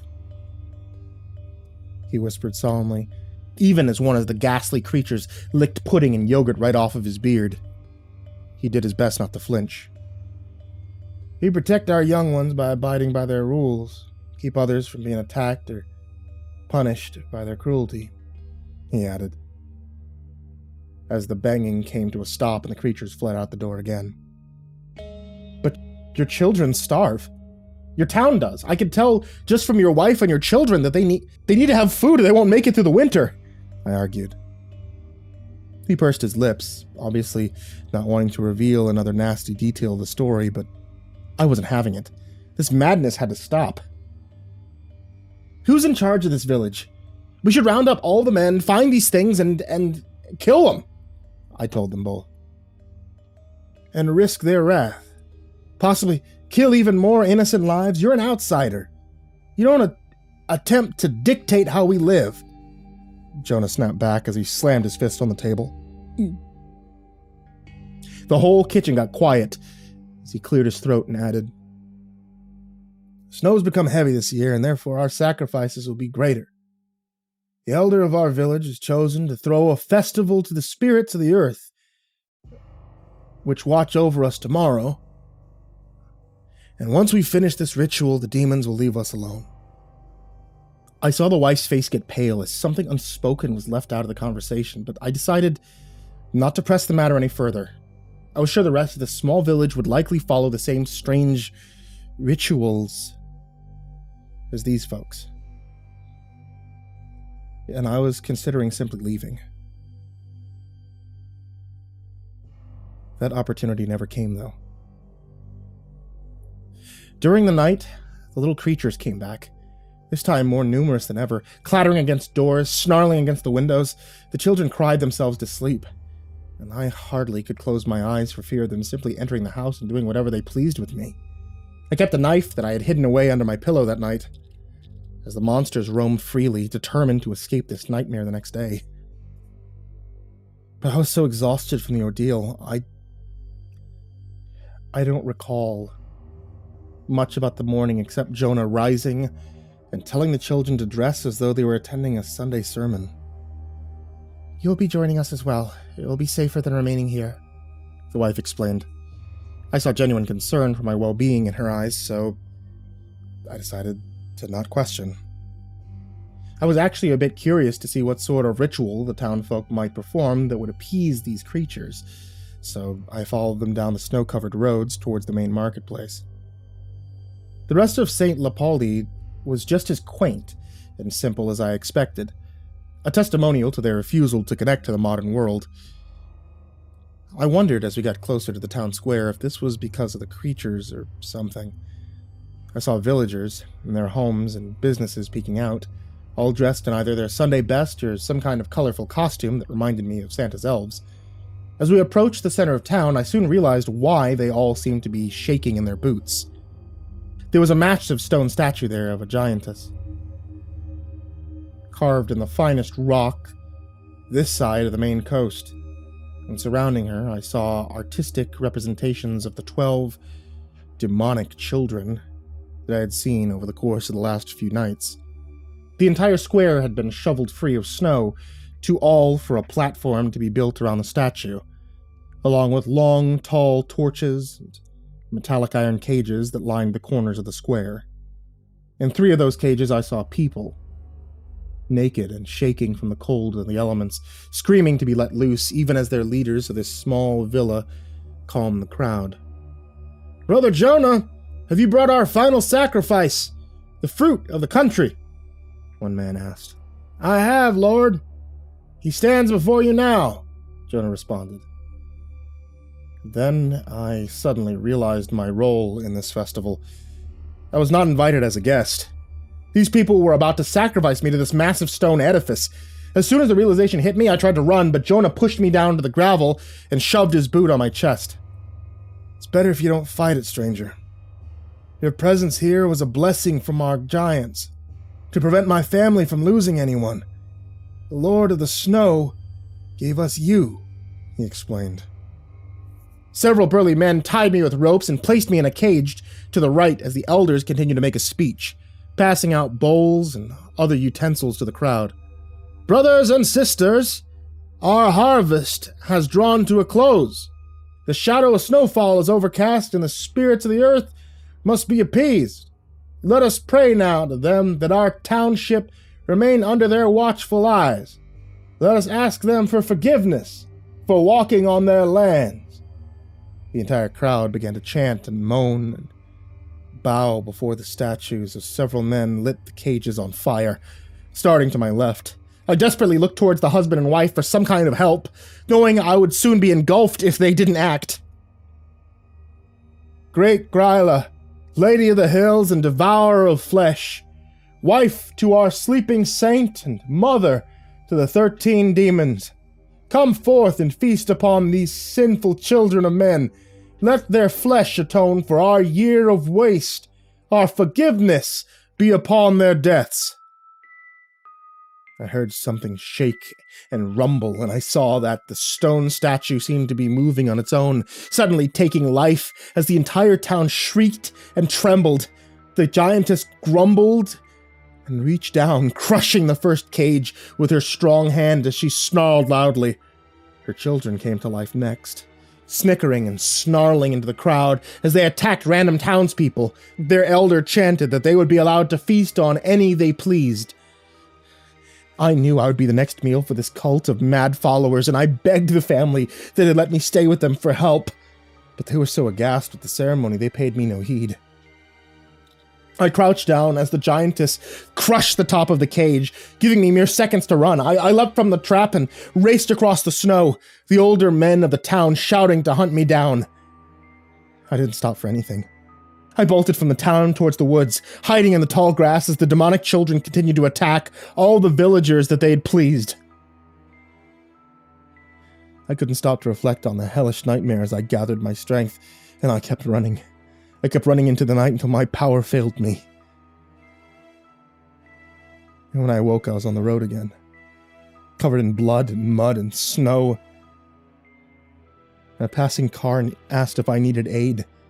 I saw I had made it all the way back to the crossroads, and I thanked them for the help, barely able to crawl into the back seat. As I got my rest, I asked them where they were headed, hardly even considering their response important at first. The driver checked his GPS, the instruments glitching, as he admitted, well, I'm a bit lost. I just considered going towards that township for some help. I grabbed the back of the car seat, my wide and frantic eyes pleading that he didn't. You mustn't go there, or I just keep driving, even if it's all night, you stay away from that dreadful town. As he turned around the vehicle to go the other way, I heard the howl of a cat off in the woods, and I shivered in panic. Snow was coming down harder than ever as we left. Now I only hope that we made it far away from this madness before another nightmare took shape.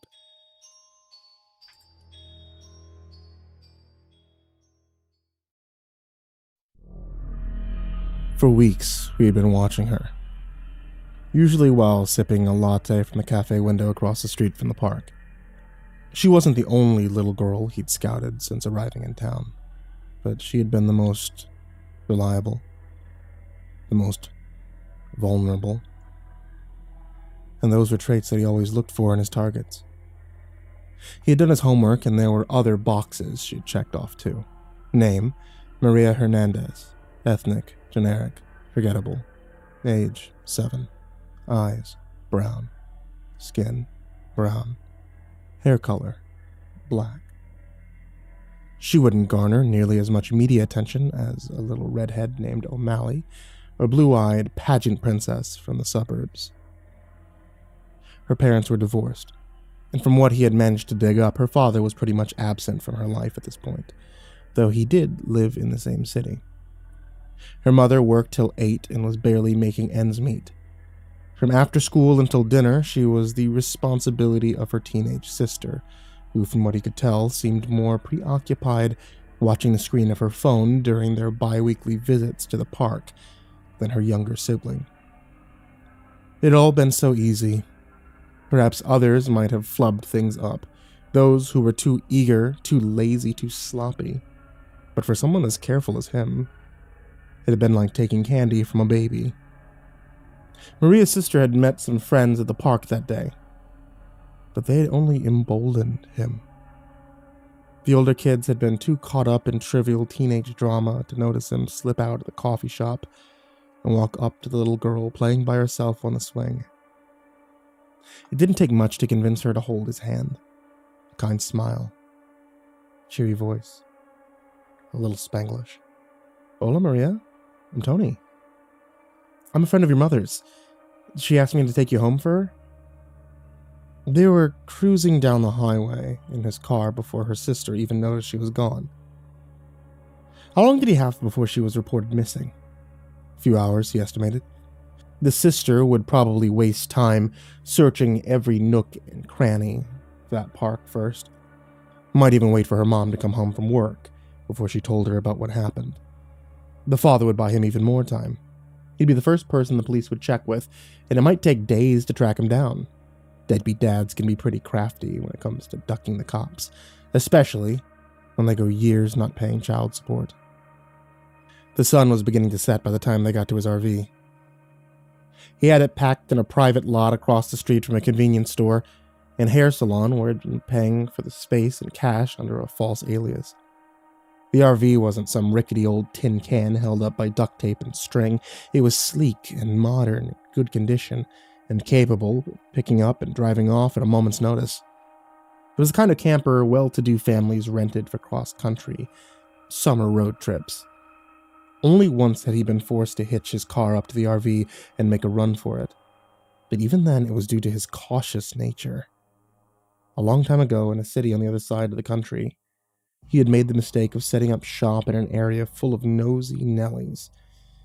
It had rubbed him the wrong way, and he'd forced himself to abandon the mission even though he'd been jonesing pretty badly.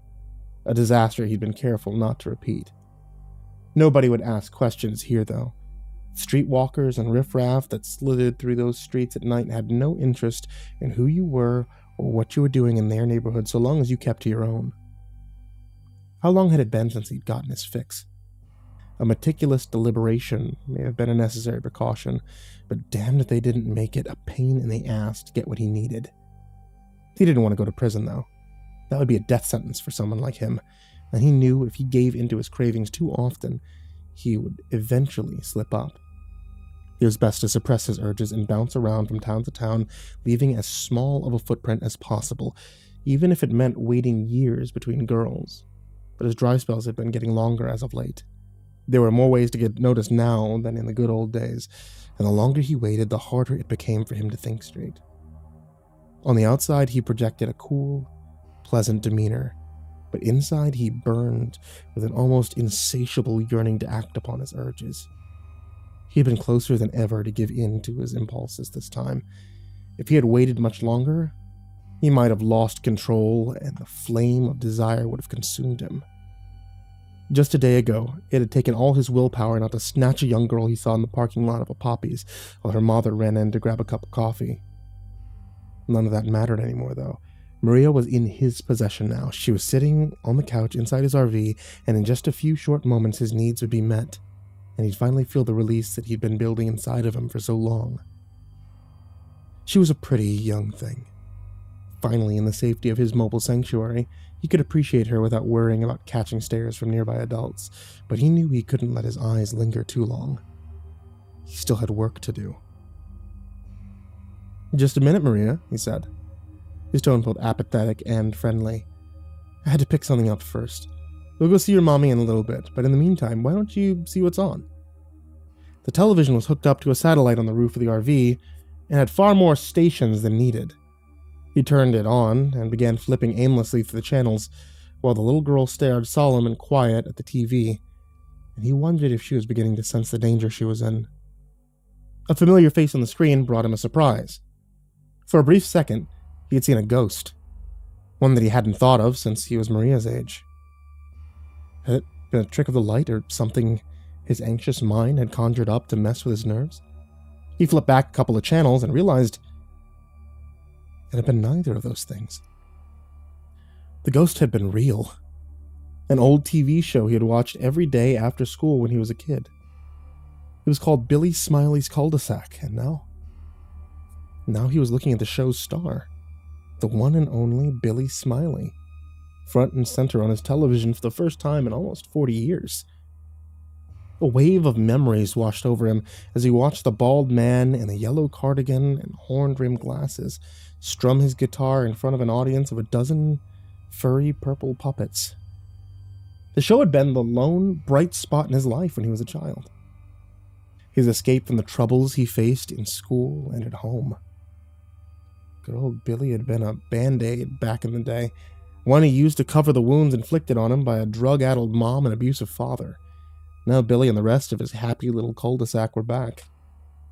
And he couldn't have asked for anything better to help usher him through his time of need. "You ever see this show?" he asked Maria with a smile. The little girl shook her head. Of course she hadn't. It must have gone off the air in the early 80s and wasn't as popular as the other shows on the kids' program's block at the time. It was a surprise to find it on in syndication at all. He placed the remote down at the end table, bolted to the wall beside the couch. "Well, why don't you give it a watch? I'm gonna run and grab something out of the back real quick, and and then we'll go see your mom. He slinked off to the closet in the back of the RV, where he kept his special toys. He could hear the voice of Billy and the puppets ringing out through the speakers as he dug through the toolbox he kept hidden in the closet's secret compartments. His fingers were shaking. He was beginning to sweat and knew his nerves were a mess, but he was almost home free, so long as the little girl didn't mess things up for him, and all he had to do was keep her comfortable for a little while longer. He shot a look over his shoulder to check if Maria was still sitting on the couch. She hadn't moved. He let out a deep exhale. She wasn't going anywhere. Billy and his gang of puppets had a hypnotic hold over the little girl, and he marveled at how kid shows, even old ones, could still capture a child's attention so completely. Now remember, kids, even if an adult seems nice, said the gentle bald man on the TV, you should never get in a car with them unless you know who they are. One of the puppets, with beady black eyes and a bulbous blue nose, jumped up and started waving its paw. Mr. Smiley, Mr. Smiley, but what if Groupie is really, really hungry and the adult has candy? No, not even then, Billy said, with a wave of his finger. Sometimes bad people pretend to be nice in order to get closer to you. If a stranger offers you candy and tells you to get in their car, find an adult that you know and trust, like a teacher or a neighbor or a policeman, like Officer Oinker, and tell them what happened. The puppets all nodded their heads in agreement. What are the odds? He chuckled to himself. Of all the episodes of Billy Smiley's Cul-De-Sac he could have tuned into, he had to happen across the one covering the topic of stranger danger. Was Maria picking anything up, or were Billy's lessons going in one ear and out the other? Didn't matter. It was too late for her anyway. The doors of the RV were locked, and he was the only one who could open them from the inside. He felt an electric charge run up his spine as his fingers brushed against what he had been looking for. A hammer. He wrapped his hand around the handle, slow and deliberately, and then made his way back towards the little girl on the couch. On the television, Billy Smiley was still lecturing the puppets about the dangers of taking rides with people they didn't know. The time might come when a stranger does convince you to get in his car, continued the bald man in his friendly voice. And if that does happen, he might try to take you somewhere so far from your home, you won't know how to get back. Maria was sucked into the program. She didn't seem to notice him. That was for the best. He was squeezing the handle of the hammer so tight now that his veins were bulging from his forearm. The fire inside him has grown into a massive inferno, but soon he'd be able to extinguish it.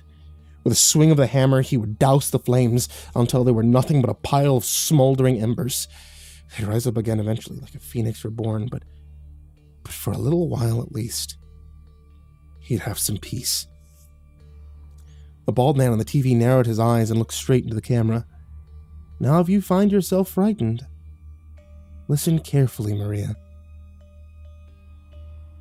His jaw went slack, and he almost dropped the hammer when he heard that. Maria? Had Billy Smiley just spoken directly to the little girl on his couch? The muscles in his neck tensed at the thought of it. No, it had to be the name of a puppet or something. Or maybe he hadn't heard anything at all. His nerves were getting the best of him, and his dry spell was causing him to lose it. And those flames were licking away at his brain, warping reality into some kind of bizarre fantasy land. Just swing the hammer. That's all he needed to do. Just swing the hammer, the fire will be gone, and everything will make sense again. He took a deep breath to collect himself. Shot a glance at the little girl. She wasn't reacting as if she hadn't heard anything odd. Maria was staring at the TV the same way all kids do when they're engrossed in their shows, so he turned his attention back to Billy. If you're ever with a stranger and want to go home, all you have to do is cover your eyes, just like this. Smiley cupped his hands over his face to demonstrate. Keep them peepers shut tight now, no peeking, and don't open them again no matter what you hear until you feel safe again. The puppets all covered their eyes with their furry little paws just like Billy. What kind of advice was that? No wonder the show had been canceled. There's no way television executives would let a show stay on the air if it was giving kids terrible tips like that. Whatever channel he had turned into must not have screened the episodes before they bought the rights to the show. He glanced back to Maria and found her covering her eyes with her hands too. So she was scared. Knowing that alleviated his nerves a little. He didn't like losing control of a situation, and it was nice to be reminded that he was still the one in power. "Oh my," Smiley said. He uncovered his eyes and stood up from his chair. The camera followed him as he stepped gingerly around the puppets and made his way over to a window. "It looks like we have a visitor to the cul-de-sac." The camera cut to a shot of the window, and the sight on his TV caused his knees to buckle. He had seen the neighborhood on the show before as a kid, when every now and then Billy Smiley would greet different characters in the front yard of his home. It was always bright and sunny on the cul-de-sac. The cozy roundabout was always lined with nice little homes that had neat trim lawns, white picket fences, and pastel mailboxes. A slice of Americana he'd often fantasized about living in when he was young. But the children didn't tease him. His father didn't wake up on those nights that he'd downed too much Jameson. There was something different about the cul-de-sac this time, though. Something wrong, something terrible. And the sight of it made his stomach rise in his throat. Parked on the street outside Billy Smiley's home was a large RV. It was too modern for any 80s TV show. Even worse, it was an RV he recognized. How could he not? It was the very same one he was standing in. His eyes darted over to Maria, who was still covering hers with her hands, then back to the RV on the television that looked exactly like his. No, it didn't look like it. It was his. But how was it possible that he was looking at it on TV right now? Was it some kind of gag? Was he on some sort of new fucked up version of To Catch a Predator? He watched the TV host's long, bony finger tap the window. "Let's go out and greet the visitor, shall we?" It couldn't be a new show. He was positive that the man on his TV was no imposter. That was Billy Smiley. He was sure of it. But how could he look exactly the same after nearly 40 years? He rushed to the window, desperate to see the dim city streets, the streetwalkers, the drug dealers, anything that would allow him to regain his grip on reality. A homeless man, a stray dog, a deserted car, street light, an empty storefront, a trash fire, anything. But none of that was there when he cracked the shutters. Instead, he was met with sunrise, green grass, pastel mailboxes, and immaculate little homes with white picket fences. When he was a child, such a sight might have comforted him, but now only terror surged through his body. He didn't understand how or why he was there. There was no denying the fact that somehow he was parked on Billy Smiley's cul-de-sac. The door of one of the houses opened, and he couldn't believe his eyes as the man he used to watch on TV as a child strode out onto the front step and started down the walkway towards the RV. He slammed the shutters closed and then fumbled backwards, collapsing down into the couch. The camera on the TV hadn't cut from the window's vantage point on the screen, and he could see Billy strolling towards him. Maria was still sitting quietly beside him, hands covering her face. "Did you know about this?" he asked her. No answer. Maria might as well have been a statue. But was she causing all this to happen? Maybe if I crack her skull open, it'll go away. Unless it isn't her doing this. Maybe it's the show, or a ghost, or something extra-dimensional that I don't understand.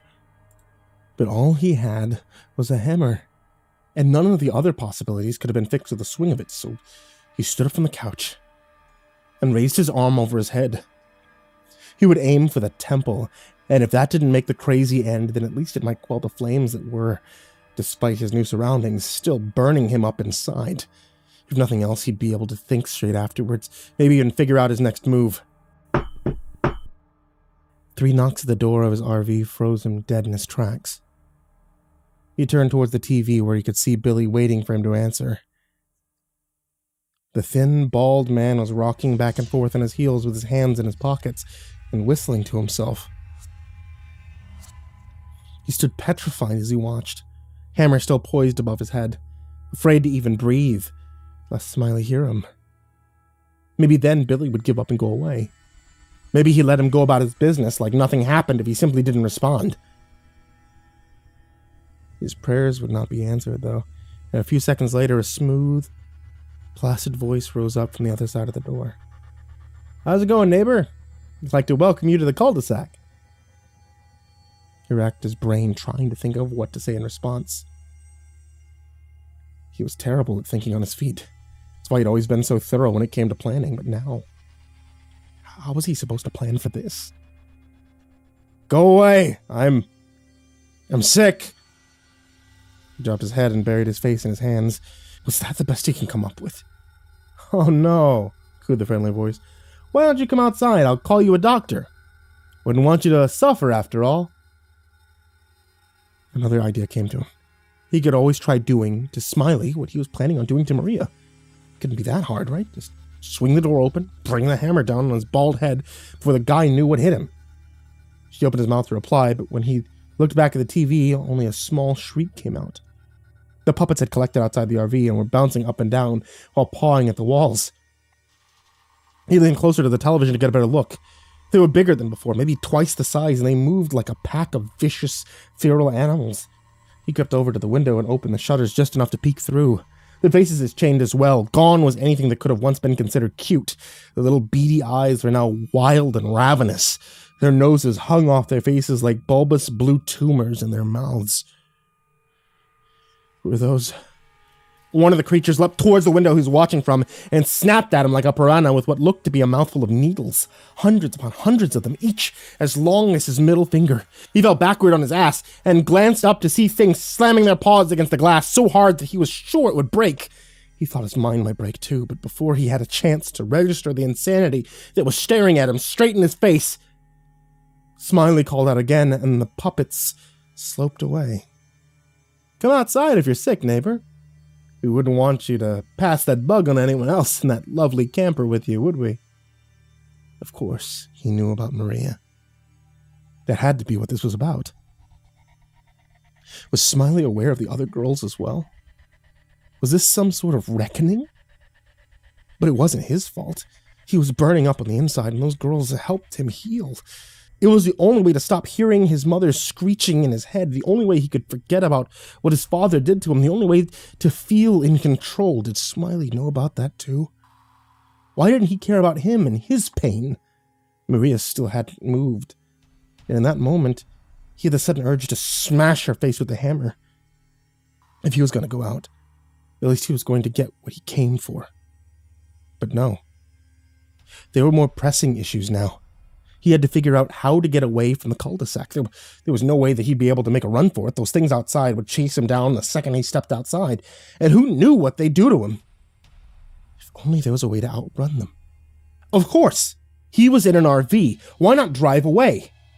How had he not thought of that before? His head had been so jumbled, his insides so on fire, he hadn't even considered the simplest out. Hell, he could start the engine and make roadkill out of those furry things as he sped off. Billy, too, if he was standing in the way. He had only taken a step or two towards the driver's seat when he felt the back of the RV suddenly drop. His eyes shot back to the TV in time to see the puppet things bouncing up and down around his rear tires. The purple bastards had taken out both wheels. They bounced their way to the other side of the RV and began swarming around the front tires. A moment later, he heard two loud pops, and the front of the vehicle sunk as well. From outside the RV, he could hear Smiley speaking again. "Looks like you're having car trouble, neighbor. Come on outside. My pals can help you change your tires." The creatures began shrieking, and they sounded like birds being slaughtered. Was that laughter? Were they mocking him? The puppets, Smiley, and even Maria, who was still on the couch in her little see-no-evil monkey pose. Was this some sort of game they were all playing with him? "Please," he begged, "just go away." He sprinted to the door and pressed his face up against it.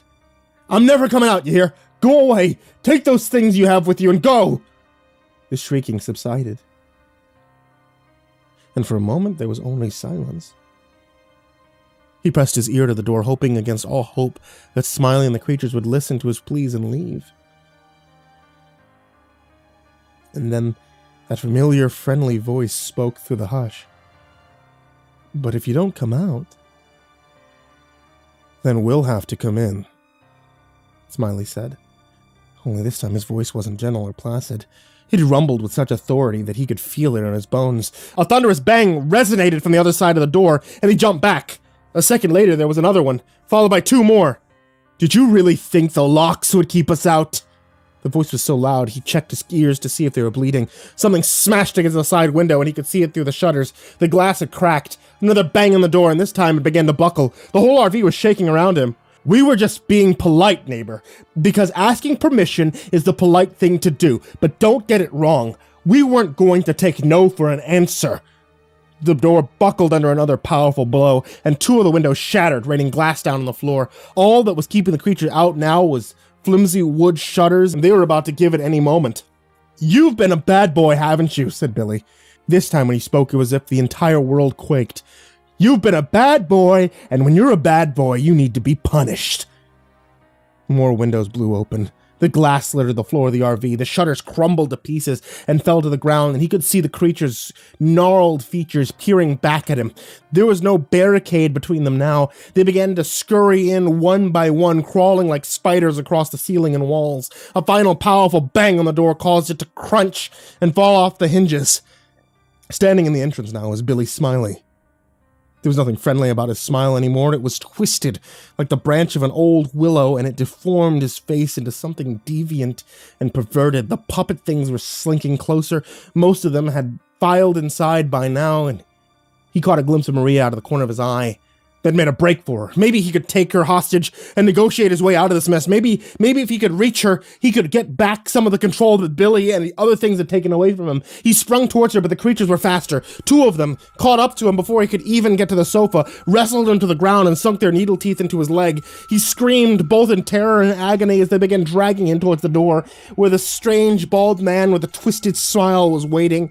He swung at one with his hammer, but it smacked it away with its paw, then bit down on his arm, sinking its teeth so deep into it he could feel the muscles tearing. "Help!" he shouted. "Help, Maria! Help!" The young girl didn't respond, though. Instead, she continued to sit quietly and unmoving, her hands covering her eyes, just like Billy said. She wouldn't peek. Not even while he screamed her name. When the things began gnawing on his entrails, she wouldn't peek. Not when they started chewing the lips off his face and biting out his tongue. She wouldn't even peek when Billy doused what was left of his body in gasoline and burned it down to nothing but a pile of smoky ashes in the middle of the street. She wouldn't peek. Not even just a little.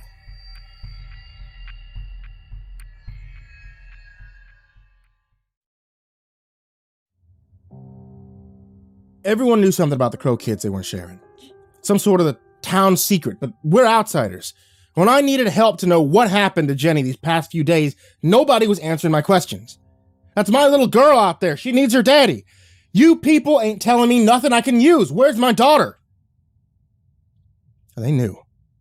Of course they knew. I could see it. Despite their feigned looks of confusion, I could tell by the way they'd avert their eyes. They don't talk about the weird stuff that happens here. I don't either. I'm not quite sure why. None of us do. Wait, I'm starting this off all wrong.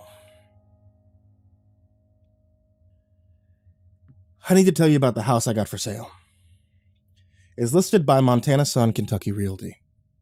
New listing, 467 Weber Street, Bradenville. Think about taking the drive out and having a look. Maybe it's for you. It's real affordable. It's 3-bedroom, but one of them is more of an office. That one's downstairs. We have a big open plan. First floor's got living space and that office. The other bedrooms and bathrooms are upstairs, about 2,382 square feet total. I've got it priced under market. Upkept real well, though it may not look modern outside. All the fixtures and some of the plumbing are new from right after Janie and I moved in. Bradenville's small. It's a quiet town. Little slice of Americana where the mailman still walks door to door. People say hello to strangers, and if you do something uneducated, somebody's mama's liable to place her hand on her chest and mutter, "God bless your heart," with a smile. It's a beautiful place to live, too. My daughter Jenny and I moved here almost 3 years ago, and I fell in love with it. People here are your salt-of-the-earth types. Hard-working, God-fearing, enjoying the simpler side of Kentucky living. It's true what they say about Bradenville. If you come to live here, you'll stay till you die. The house I got for sale ain't one of the cookie-cutter ones that you can buy anywhere in the country. You know the kind I mean. It was built by someone's own two hands. You don't have to live in some new development called Begonia Heights or Lavender Ridge or whatever pretentious bullshit places where you live are called. You want to live here. Weber Street's Weber Street. Main Street's Main. These streets have normal names, not the breeds of birds or anything stupid. Every house is unique. The place is made with spirit and character built to raise your family in. My house is almost 100 years old now. A house like this one might even outlive you. If it's not big enough, it'd be easy to add on to. When Rihanna next door got pregnant, she and Paul and the other two kids pack up and move? Heck no. God damn them. They called a man, measured some walls, added on another room. That was Rihanna's great-grandmother's place. That family's got a lot of love in that house for over 100 years to come. Beyond that even, that they're all dead and gone and the memory of them fades. That's how you're supposed to treat a home. Take care of it, it takes care of you. We don't have no HOA. You can paint it any color under the rainbow you like once it's yours. I think my place would be the perfect spot for you. I'm happy you can afford it. I'm sure you can afford it. Cost of living ain't much. There's freedom in the country. You can feel it the moment you step outside and into the breeze. Colors seem brighter. You can hear the spirit of the place like a breeze through bluegrass. Warm music that fades into hazy memory. It's in the air here, even if music ain't playing. You'll see. The moment you take the views, your brain will conjure up the sound of Ricky Skaggs singing Bury Me Beneath the Weeping Willow or something akin to that. Maybe you'll think All the Trouble by Leanne Womack or Mumford & Son or something that's more current. Whatever country music is to you, that's what you'll think of. When you see the forest behind the place, or the mountains rolling up like a distant backdrop, looking down into the sprawl of town that grew into the shadow, you're bound to get some melody. It'll start screaming like an earworm, burrowing its way into your bruised apple of a skull. I don't think I can do this. I won't trick you like this. What I need is for you to buy my fucking house so me and my little girl can get the fuck out of here. Can you do that? Can anyone out there reading this help me, please? Give you whatever you want. I bought the house with insurance money after my husband passed. Before he died, Daniel and I adopted Jenny to start a family. She was a little thing with strawberry blonde ringlets, bright blue eyes, squirming and rolling around her crib, wrapped in a blanket like a wriggling bundle. I called her Slug, and when I saw how Daniel hated it, Slug became my thing. Quit it, he said. That's no nickname for a baby. Of course it is, I said. Look at wormy widow Jenny Slug. She laughed, not knowing about the fuss. It was attention, that's all. That's gross, Daniel said. She's more like a bird in an egg. You can call her Bird. No, I'll call her Slug. She can call me Daddy, and you'll be Dad. His ears turned red every time I called her that. And I would laugh with her while he seethed. We always made fun of each other. That was the best time. One of the things I loved best was how he kept on about moving to a place like this. When I was a kid in Kentucky, he said, as his eyes went glossy and bright with longing. I remember the air, so fresh, the temperature. One awful morning I woke up and Daniel was gone. He didn't leave. His body was right beside me. Cold. Jenny was turning 5. Suddenly our family changed. It was just the two of us. I took the loss like dodging a rain of cinder blocks that didn't stop for weeks. For days I did okay. Other days I'd be covered until I was buried. Laid tangled in sheets, crying, too weak to move. Forget about getting back on my feet. I wouldn't even try in the stand. Instead of our forever home in the country, I moved into a dark, dilapidated place inside myself. People talked to me, but I was walled in. None they said made any sense to the bricks. Sleep apnea? My father snored all his life. People can't die from snoring. Didn't make sense. I didn't want it to. Wasn't fair. He was 31 years old. He'd be 34 and a half now.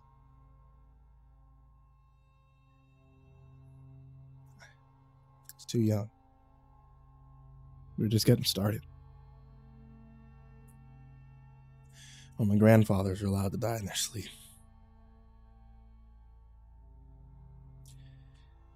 I hid my depression as well as I could from Jenny. I saw the shrink, took my pills, warned the teacher about being strong. Can do that if I kept falling apart in the dark. I need to come out of this place for her. As for Jenny, it was bad for her at first. Being so young. I knew she didn't understand most of it. Not the funeral, nor what she saw me going through. I wonder how much of it stays with her when she's grown. Made 11 years worth of memories with him. She'd get to keep any of hers at all. I don't remember anything from when I was 5. She remember the way that they played teddy bears, tea parties? Stupid voices he gave to every one of them. How he pushed her on the swings while she begged to go higher at the park. Higher, please. Can't push you, little bird, he told her. You'll get better hugs from the clouds and fly away from us forever. All three of us laughed. She didn't have our genes, but I joked she got her imagination from his side of our family. What if she don't remember him? What are the memories she keeps from him? How I fell apart when he'd gone. I was going to give her that life he always wanted. I bought this house, trying to do just that. And now we're stuck here. In Bradenville, people are friendly. Get to know them pretty quick. They'll talk your ear off, the checkout line if you let them. By the time Jenny was 6, we were well known throughout the town. Yet a gay single father in a small town in Kentucky becomes adept at eluding the subject of partners. I didn't give much away. I was at first. I kept people from getting too close. That's how I was raised. Wasn't hiding secrets. I just wasn't walking around passing out copies of biography. Wasn't their business. I found out Carrie Ann Nathan, local busybody, pieced all the bits of the information together and told everyone. Everyone. If you live in a small town, you know there ain't much room for secrets. It was a hassle, but different to what I expected. You forget the world 30 years ago is gone now. Few people cared about my business. Most wanted to talk to me more. If the people of Bradenville were vaguely sweet prior, they became overly saccharine overnight. I stared at the wall of canned vegetables deep in thought when I heard, "Hey, ain't it Eric Parker?" Great. An enormous creature was moving toward me, clutching a purse that was lined with a layer of fuzzy black feathers. "I thought it was you," she called out. Jenny looked up to give a knowing glance before returning her attention to the knots in her doll's hair. I felt my body tense. I kept shopping nonchalantly, hoping she would leave. "Yep, that's me." I kept my tone as casual and dismissive as possible. I knew it was coming. I reached for a can of green beans. "Hi, I'm Patty Fillmore." "Oh, Miss Fillmore, hi," I replied, pretending to read the label. "Nice to see you again." I could see her smile creep its way up her cheeks, not quite reaching her eyes. She looked at me as though, in initiating this brief exchange, she found some exotic treasure. "I just wanted to say I think it's great." "What you doing?" I looked up. "Oh," I said. "Thank you. They say that this one needs a full pyramid of options for a well-balanced dinner, and vegetables have to be on the menu. Gotta make sure that she gets her greens." "I don't like green beans." Jenny squealed. That's too bad, Slug. The police said if I buy them, you gotta eat them, or it's jail time. No, Daddy, don't buy them. Sorry, honey. I said them's the rules. No, you know that's not what I meant, silly, Patty began again. She was still there. Why didn't she leave? Given no reason to end the conversation, she resumed talking. A blush spread across her face. I do, I said. My daddy doesn't like you, I don't think, Jenny said without looking up. Jenny, she gave me a look and shrugged and went back to fixing Barbie's hair. You don't talk to people like that, that's not polite. Sorry, lady, Jenny whispered. Still, she didn't look up.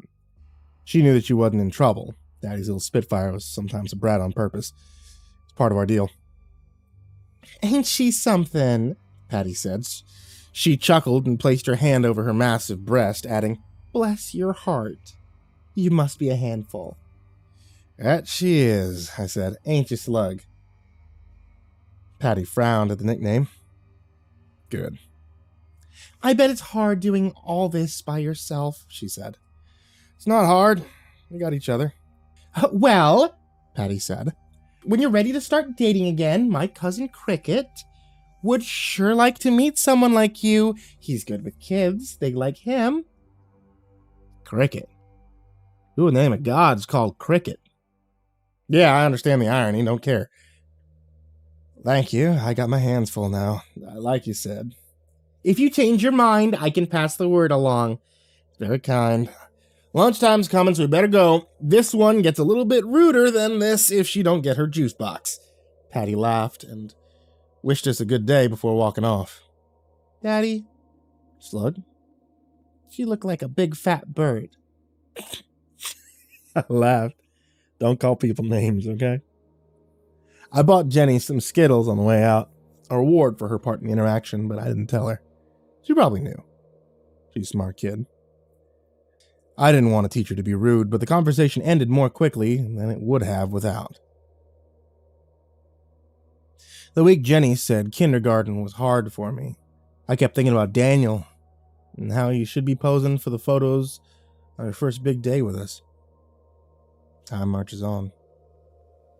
Jenny learned school lessons fast, made friends just as quickly. She got close with Rihanna and Paul's kids next door, long before the new baby. Dixon and Lincoln were funny boys, and the Parishes quickly became the only real friends I made here. We took turns babysitting the three kids, their two and Slug, and while they enjoyed date night, they'd look after Jenny on the few nights I went out myself. Usually I went to the movies or somewhere I could be alone with my thoughts. One afternoon, they were in the backyard, hands tucked up under their armpits like chickens running single file in a circle. Paul had to run to Lexington for work, however, to watch the kids so that Rihanna could join him for the long ride. The first time I heard it was that day. I set a plate of PB&J sandwiches on the picnic table in the yard. I heard the boys teaching it to Jenny. Sounded like Ring Around the Rosie, but the rhyme was different. She picked up on it quickly because she already knew the tune. Crow kids are liars, eyes are black and beady. Ignore the things they say because they're all wet from their sleeping. Feathers, feathers, you'll fly upside down. I laughed. The heck is that song? I asked the boys. Crow Kids song, Dixon, the younger boy, replied with a scoff. Everybody knows that one. No, I never heard it, I said. Sure you have, everyone has, Dixon said. Lincoln's eyes grew wide and white as eggs. Shh, he scolded his younger brother. The whisper was harsh. I pretended not to hear. I felt a strange pang of curiosity and fear at once when Lincoln's face became dark and serious. They're not from here, he said. They don't know. Something about that stuck with me. I didn't help that Jenny learned the whole thing, reciting it frequently after. Crow kids are liars, mouths are hard and beady. They're flying on the bottom, they're offering their teaching. Feathers, feathers, you'll fly upside down. Honey, can you stop singing that? It gives me the creeps. All the kids sing it, Daddy. I didn't realize it meant anything. Till last weekend. A lot of time passed and Jenny was getting taller every day, growing up quicker than I liked. You want them to stay kids forever, but I don't care what you want. Last weekend, Rihanna was very pregnant, 9 months, 5 days. The addition was built, and the nursery was furnished and painted blue, eagerly awaiting baby boy number 3. Paul was there when I left Jenny at the house. I wouldn't leave her to bother someone about to go into labor. The Rihanna needed rest, not to watch my kids chase her boys in the yard. You sure it's okay? I said. Oh yeah, Rihanna said. I've been holding on longer than I'm supposed to already. Another hour won't change anything. Normally I work from home. I take meetings on video call, design e-commerce sites for companies all over, and last weekend, local t-shirt company contacted me for a quote. It was only going to take an hour. I won't be long, I told them. Paul told me to take my time.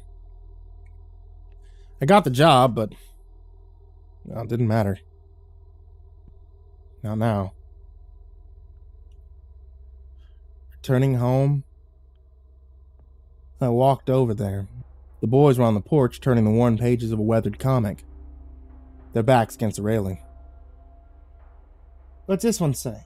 Dixon asked, pointing to the page. Says he doesn't feel pain. He is pain, Lincoln said. Says, I know it at a molecular level. Pulls at his atoms and sings to him in an alphabet of fear. Jesus Christ. Dixon's 8.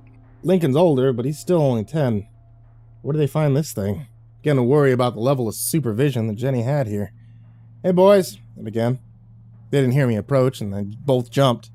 Your mom and dad inside with Jenny? They're at the hospital, Dixon said. Mom said the baby's coming, and they both ran out of here real fast. He followed, making a noise like a car peeling out. I glanced at the driveway, noticing the fresh black from the tires. Oh, shit. Okay, is Jenny inside? No, Mr. Eric, Dixon said. Just us. She went with him to the hospital. I heard my own voice, anxious and raw. My throat grew dry. I felt like I was floating somewhere else. I grabbed the porch rail and steadied myself.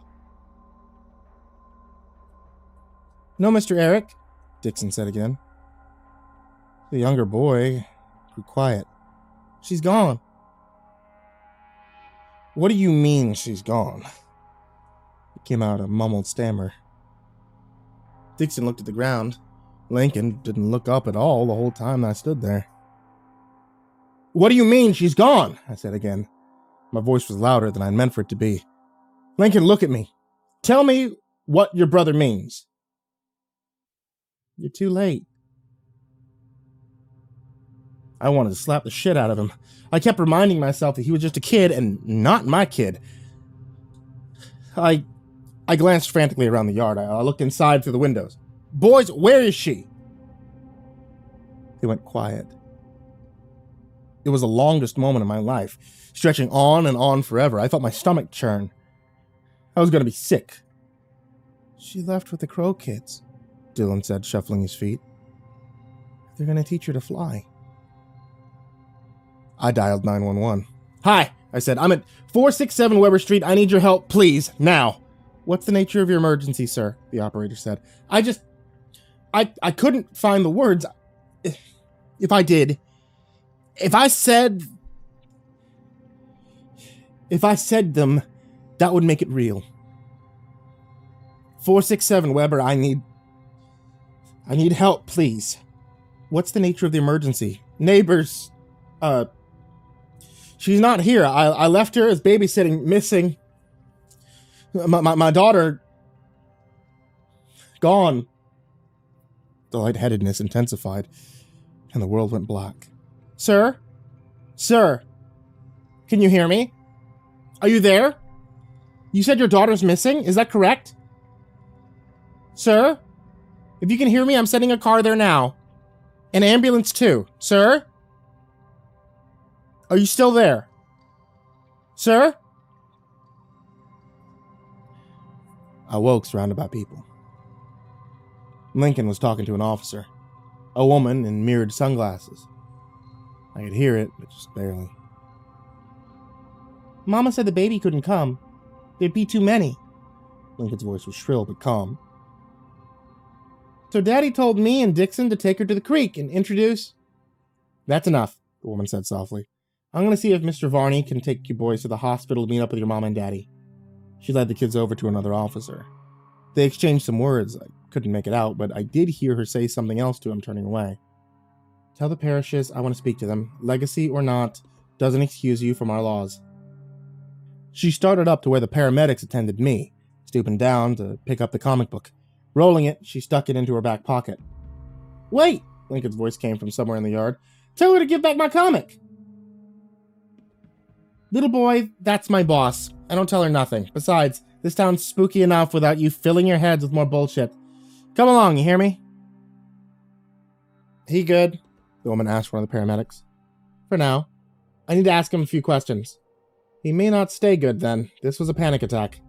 I'm fine, I said, sitting up. Slowly, I got up with the help of both paramedics and shaking knees. What did he tell you? Where is she? Something about the creek? Mr. Parker, the woman began. I don't think we've met. I'm Sheriff Downs. You can call me Tawny. I huffed out a sigh. I know who you are, Tawny, I said, trying to conceal my anger. Where did he say she went? He didn't have much info, but I already called the pastor from the church up the road. He's got everybody's telephone, and we'll get a party out here to search. She sucked her teeth and put her hands on her hips. She ever run off before? I sat on one of the rocking chairs near the door and put my hands over my face. I could feel the wet of tears in my palms. I wasn't aware I was crying. No, she's 8 years old. We'll find her, she said. What do you need from me? Like a doll, clothes, something? She looked confused. Come again? For the dogs. I'm sorry, Mr. Parker. We don't have resources for them kind of dogs. I felt my heart sink and settle in my feet.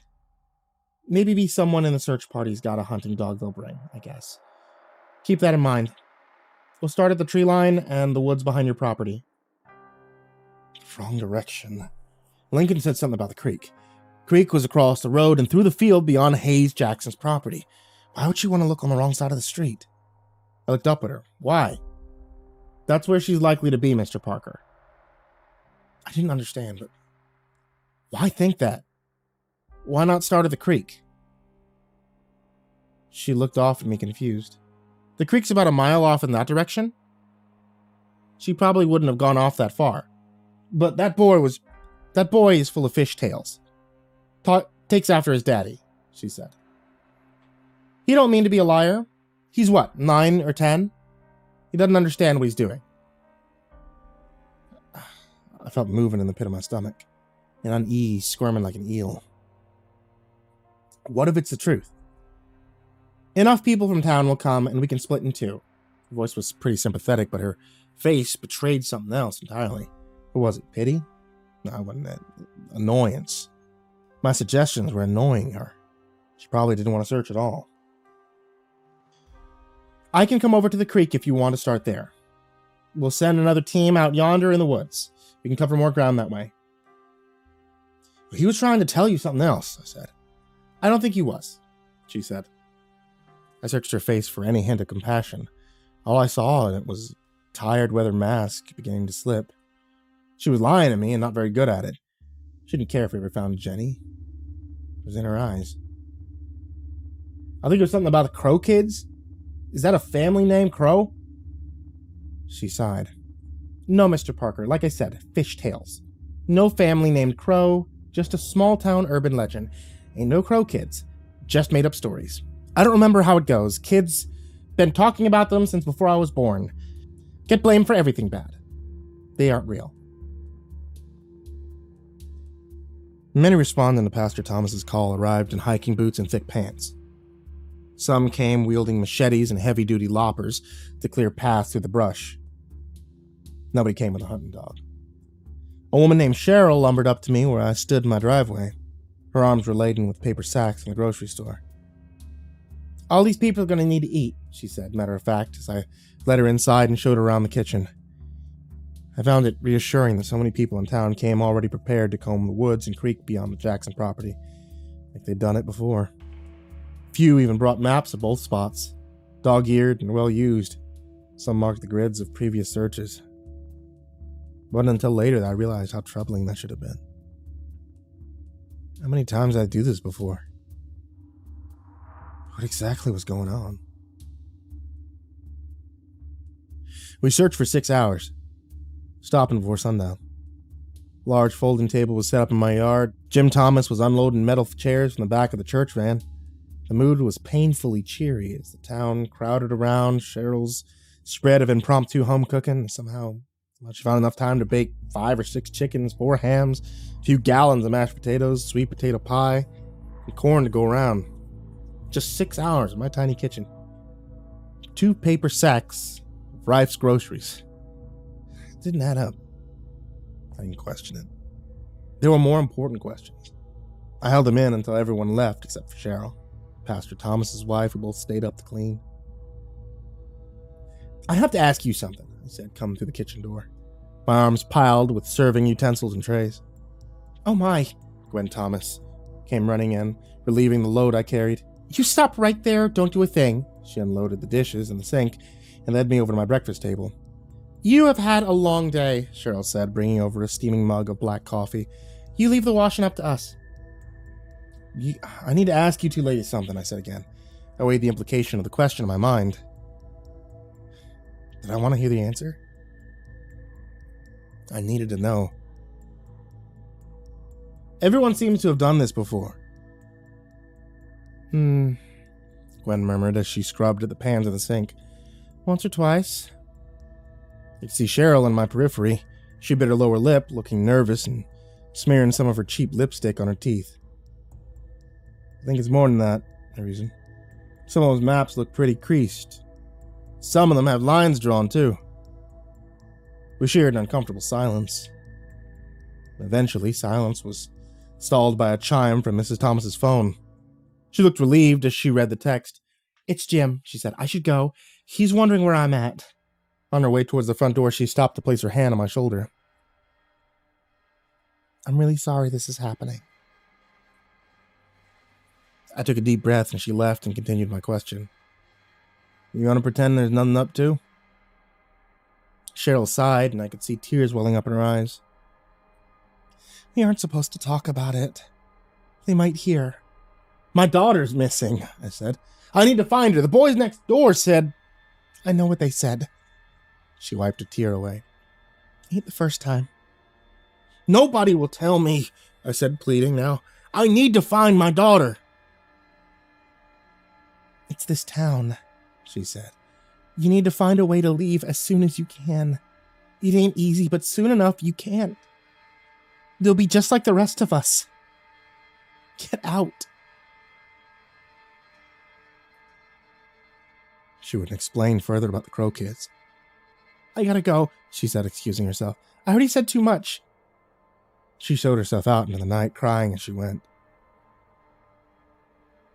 We went 3 more days. Each day was met with fewer searchers, fewer answers, and more questions than I could count. On day 4, I looked alone. On day 5, I found her.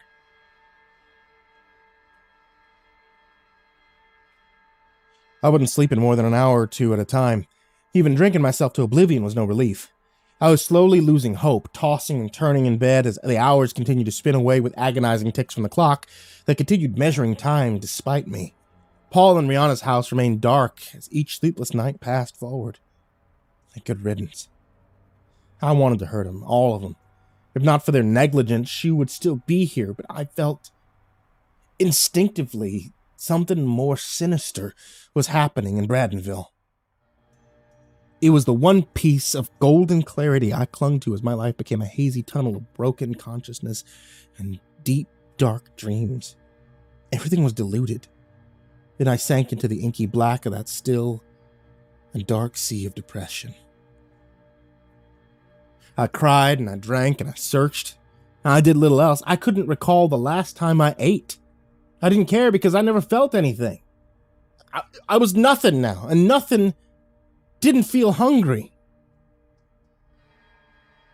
My phone rang with calls from angry clients and their emails beep notifications endlessly. They wondered why their projects sat unfinished, why I was ignoring them. And didn't they know I was building walls to die behind and diving further and further down? When Jenny, my little bright-eyed Jennifer, disappeared, the neighbors who'd known where she went disappeared, and I disappeared too. We're sorry. The person you're trying to reach is unavailable at this time. Please try your call again later. As I walked, I could feel my insides bursting and dropping out with each step along the edge of the creek. This was the bottom. Pressure of the hopeless depths is crushing what I was left. I continued to look despite the lack of clues or answers. Sheriff Downs was no help. She started screening my calls because she was a worthless lying bitch. I must have left over a dozen disjointed, confusing messages as I drunkenly slurred into the phone. And slowly I accepted that there wouldn't be answers. It didn't take long to realize I was wasting my time. My mind was locked in a downward spinning drain. Bathtub filled the glass of broken gin bottles and disjointed memories as I felt what was left of me circle away. My daddy doesn't like you. Eyes are black and beady. Higher and higher, please. All wet from their sleeping. I think I vaguely recall Cheryl visiting me. Perhaps she brought food that she forced onto me, or maybe I imagined her visits entirely. Maybe she came every day, and she called my clients back. Explained to them. Phone stopped making noise. I should have thanked her. I couldn't because I was gone. The voicemail is full and cannot accept messages at this time. Her kindness did not erase her as part of the problem. Not a single person in town would give me a straight answer about what they knew. Definitely knew something. I stopped asking or speaking to any of them at all. I resigned myself to the unanswered questions and the prospect of wasting away. I walked to the edge of the creek for shorter and shorter hours every day. We're sorry. You've reached a number that has been disconnected or is no longer in service. If you feel this is an error, please check the number dialed and try again. My seeking grew ever more listless. People here, monsters in plain sight, spinning webs in their shadows. Southern charm and hospitality were ghosts, haunted me, and people began to look away from the silent wraith with a 1,000-yard stare that floated at the edge of their awareness along the edge of the stream. Thank you for calling. Goodbye. The night I found her, I woke up to take a leak. Lifting the seat, I began to empty my bladder, staring out the second-story window and into the night. I rubbed my eyes and felt the harsh hand of sobriety shake me. She was there. In the yard, Jenny. My Jenny. Little boy with shoulder-length hair stood with her. They gazed up, motionless, staring through the window and through me. Large black bird sat on the boy's shoulder and pecked at his hair as it flitted in the breeze. A second flew above them. Moonlight cast a shadow as it traced figure eights. A third hopped in the dewy grass, pecking at night crawlers. Finding them with adept psychic knowledge of where they hid, it pulled them free from the earth and swallowed them whole. I stood there for seconds, stretching on into forever, and didn't move. They didn't move either. Nobody moved except those crows. Breaking free from confusion, I ran down the stairs, grabbing my keys from the kitchen counter. I tucked them into the waistband of my underwear, and I darted out the door. The night was chilly on my bare chest, despite the heat that still lingered in the damp of the grass. The air was thick and oppressive with the human memory of that forgotten summer rain. She was gone. Both children were gone. I felt my heart sink. Was I hallucinating? Perched on the power lines above, a crow cawed in the darkness and took flight. I didn't think about it, I ran. I followed its shadow as it crossed the asphalt and cast darkness over the Jackson house and toward the creek. I heard the chorus of frogs before I heard the water, and I felt my breath hitch. Stopped dead in my tracks when it came into view. Earlier in the day, I would have guessed the water was at my chest at least, but now, under the stars, it was mostly gone. Flowed like clotted mucus less than ankle deep. The uneven creek bed rose up like a muddy patchwork. Overhead, dozens of crows circled the dark shapes. The ones that stood in the canal,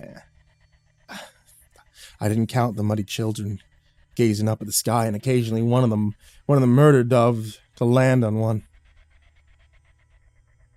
They pecked at their faces, violently piercing mouths, ears, and eyes, cheeks, neck.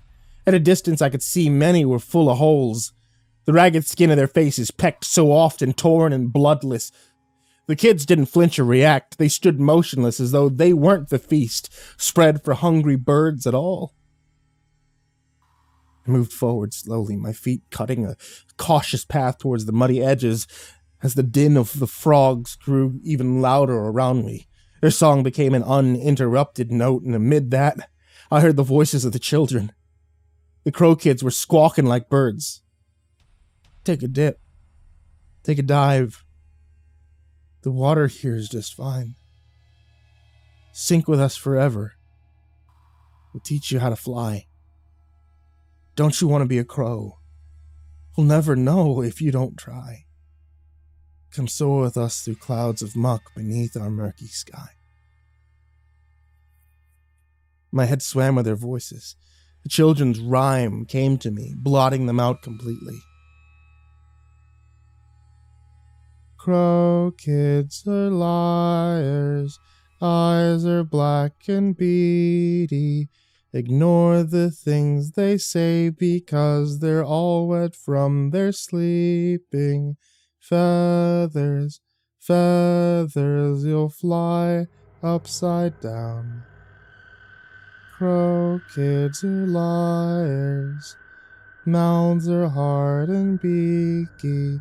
They're flying on the bottom. They're offering their teaching. Feathers, feathers, you'll fly upside down. All the voices spoke at once, but somehow I could still pick out the words.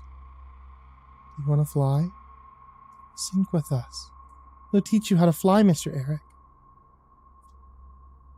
As I drew closer, it was like I could feel them inside me. Over endless cries of the crows and the frogs and the screams of the kids at once, I began to hear whispers of other things. You don't have to do it here. Maybe in the tub or at the public pool. Fly down. Stay there till you drown. I don't know why. I found I actually wanted to do these things. My head was a rotten apple. The whispers, the worm, the crows knew it was hiding there, and they began to dive at me, longing to peck it out, eager to pull it free. I swatted at them and cowered. Where is Jenny? Where is it? Where is Jenny? Was she here? There? Near the tangled roots on the tree on the opposite bank. I ran to her, shoving the children and the birds away as I went, and as I neared, she reached out to me. I lifted her from the mud with some effort, feet squelching as they broke free from the suck of it. I trudged back the way I'd come, fighting the pull of the creek bed, with Jenny adding to the weight. The filth was pulling my heels and wrapping around my ankles. Where are we going, Daddy? Jenny asked. Her voice was quiet and dazed as we reached the driveway. We're leaving, Slug, I told her. I put her in the passenger seat of my car and I drove. Bradenville's not a large town. There are two roads leading in and out. Main Street goes north and south. Weber heads east and west. We live on Weber, and either direction would lead us out to this hellhole forever. All I needed to do was drive, and we could be safe. Fog was rising up from the asphalt as I cut our path west. I don't want to leave, Daddy, Jenny murmured as we approached the edge of town. I glanced over at her in the passenger seat. Her eyes, they were far like distant stars. I want to stay here, so I can learn to fly. Her voice gave me chills. Something was wrong, with a hand-painted sign ahead gave me hope. Thanks for visiting Bradenville. Y'all come back now. The deer came out of nowhere, and I slammed my brakes, narrowly missing it. It leapt just past my hood, a hairpin angle, and the massive buck charged its path to run out ahead of us in the road. It disappeared. It physically disappeared. I couldn't shake the feeling that something wasn't right. Something was very wrong, and driving again, I learned why very soon. The deer reappeared at the side of the road next to another sign. I was sure it was the same deer, but not the same sign. Frozen in the lights, its eyes stared back at us like two pools of light, where it spooked and bounded into the trees. The sign next to where it stood read, "Welcome to Bradenville. Population 2,127. This was the east of town. We drove west out of town. We were on the east side. Re-entering now. Why? I drove up a little ways and stopped just past the sign. The painting on the back of it was the same as the one we just passed, but never turned around. How was that possible? I tried to leave a few more times, only to end up back at the beginning on the opposite compass point of the road, the one we just traveled. I tried Main Street to the same result. Finally, I headed home. Cheryl stood in my driveway with Hayes Jackson on her side. "Oh, Jesus Christ," she muttered as we pulled up. "He found her. He fucking found her." "Nobody finds them," Jackson whispered as I got out. Slamming the door of my car, I moved around the front of it with fury at my back, intent on letting the two of them have it. "What the fuck is going on?" I demanded. "Now calm down, Eric," Jackson said, holding up his hands. "We ain't got nothing to do with any of this. We're all stuck. We come to tell you some things you ought to know." Cheryl looked terrified. "You gotta get inside. You can't tell how you heard none of this, you hear me?" They told me the Crow kids like playing games. Nobody knew what they were, but they seemed like they might be a ghost or a demon. Can't touch them or see them most time. They just creep into your mind. They find you when you're low and whisper sweet lies about drowning. Them dark whispers I heard that night, flying to your head on black wings. They're spirits of the drowned, and their number's been growing slowly as far back as their songs go. Everyone who grew up here knows those awful lines. Ghosts. Dead, you can't see them, can't touch them. That's how come I know my Jenny ain't one, and she's here. They eyed her warily and told me it ain't her, but I know, Slug. She ain't talking much, but it's her, and she's breathing. She ain't dead like the others. Cheryl and Jackson explained everything in whispers. Everything I wanted to know over the slow chords of "Till He's Gone" as it played and repeat in the background. The population of this place don't change. It ain't allowed to. It's been 2,127 people here, as far back as any town record goes. You can't go unless someone else swaps you out. And that's why I'm begging y'all, somebody please come buy this fucker. I need two of y'all out there to come take our places. You don't have to stay forever. You can pass this place on to someone else like someone else did to me. I bought it and I'm selling it cheap. You can buy and someone else will come along sooner than you think and buy it off you again. It doesn't have to be a permanent arrangement for you. I know it might seem like you're perpetuating a cycle, but I'm begging. We just need two people to come live here so I can get Slug some help. Ain't there any kindness in you? She ain't the same now. I don't know if she ever will be. I won't look for help here. We need to leave. She's just a little girl. She's just a little girl, and I'm dying here because I can't get her out, and we ain't safe if we stay. Especially after what happened yesterday. Please come by it. I was lying in bed to rest, and I could hear Jenny whispering something, but I couldn't quite make it out. When I opened my eyes, she wasn't there, and I figured she must have run off. I wouldn't hear it because now she moves quiet as a mouse. I got up and I began searching for her, and I found her at the bottom of the bathtub. Her eyes were open wide and blue and staring up to someplace far away. She wasn't under the water for long because when I pulled her out, she drew in a long, slow breath, blinking a few times. Cleared the water from her eyes and asked me where Dad went. She asked me what I did with him. She told me Daniel was hugging her in the clouds. She remembered him and we could join him. It was that simple.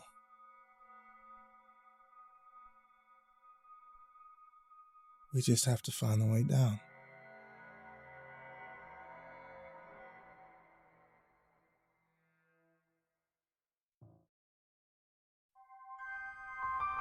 The woman at the door said her husband was inside my home.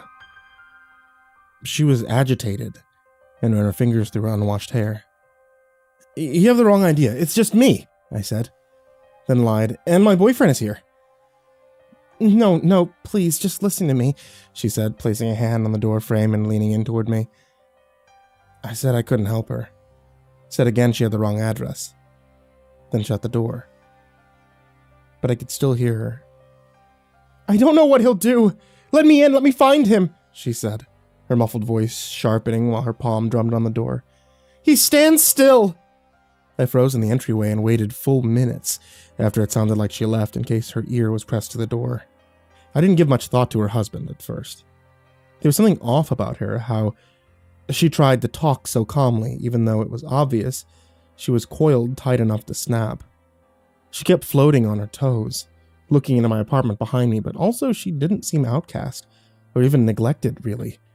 Her cashmere sweater and tapered pants told a different story, So I searched my apartment with a crowbar I kept under the sheets in the linen closet. No one was in the front rooms with their windows facing the street. I'd been there all day, so it was impossible for anyone to have broken in that way. Then I remembered the old dumbwaiter shaft. It was behind the kitchen door, shut behind a hinged metal slab. To keep noise from bleeding between apartments, it was no longer an open shaft, but a dusty compartment used as a pass-through for cables. I brought along my biggest chef knife from the drawer across from the refrigerator. The steel panel was painted the same color as the wall and had no handle or latch. Instead, there was a small jagged hole punched in one side with several drill bit plunges. I dug a screwdriver out of the junk drawer and tried to pry it open with a single jerk so I could step back and hold out the blade in my other hand. Instead, it swung open with a painfully slow creak. And I dropped the knife, scaring myself even more when it clattered at my feet. Without thinking, I bent down to pick it up, kneeling on the floor. I imagined a pale hand reaching out into my hair and skull, and when I stood and looked inside, there was nothing. Just the dark. It was empty. When I left the kitchen and crossed by the front door again, I saw that the woman had shoved a piece of paper in my door like a takeout menu. It was a torn envelope, like something pulled crumpled from the trash, and had written on it the words, "Listen, please." Then I heard her whisper from low down on the door, even below where I kneeled to pull at the scrap of paper. "The first time my husband was around the corner from our French doors, in the hollow where my desk meets the printer cabinet. He must have been there all morning. He was standing straight up like a sunflower, but I didn't see him until I got up from the desk and bumped my ankle. When I looked up suddenly, he was there, staring at nothing. The second time he was behind an all-glass display case in our entryway, pinched between a pane and the wall just inside the front door." The whispers stopped, and I realized I was barely breathing. I was still kneeling, and my knees began to get sore. "Are you still there?" the whispered voice asked. I didn't answer. "He's gotten really skinny, and he goes through tubes of high SPF sunscreen whenever he's called out to a site, so now he's white as an electric socket. He can suppress his presence and take away your intuitive sense that another person's nearby. He's practicing. He's getting better. He knows where your eyes land and the spaces they slide over." "Go away!" I screamed before retreating to the farthest corner of my apartment, away from the front door. It took me a while to calm down with some TV and all the lights on. I didn't pay attention to the show, but told myself the woman at the door had a mental illness and a persecution complex, and she wanted to pull me into her delusions. I crept to the window and I peered into the park across the street from my house. It was small and mostly mowed, with a picnic pavilion and a swing set. Right across from me was a shock of forest, rising up, curling and unwanted. The sun was still up, but low enough for this thicket to be dark in its own shadows.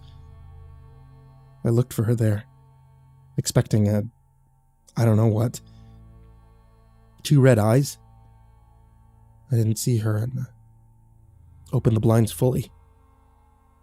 A few families were playing volleyball down at the farthest end of the park, but it was otherwise empty. Then I caught the blue light off an e-cig. It was her, seated in a shadowed bench chair with her legs stacked casually in front of her. I could barely see her face, but it looked as if she was staring into my windows. I debated whether to go out to confront her, but when I turned myself around, I saw her husband. I didn't scream. My throat snapped shut on my breath. Through the kitchen doorway across the room, I could see my dishwasher and him standing next to it, one leg against the fridge. He wasn't standing straight, but bent forward at a right angle. His back aligned with the marble countertop. One arm was held pinned against his thigh, the other down, then the wrist up, with fingers out in odd angles. His face pointed forward, aligned atop his body like a bullet on a shell casing, with his eyes aimed to one side of me and far away. He wore an expression of rapture on a pale face.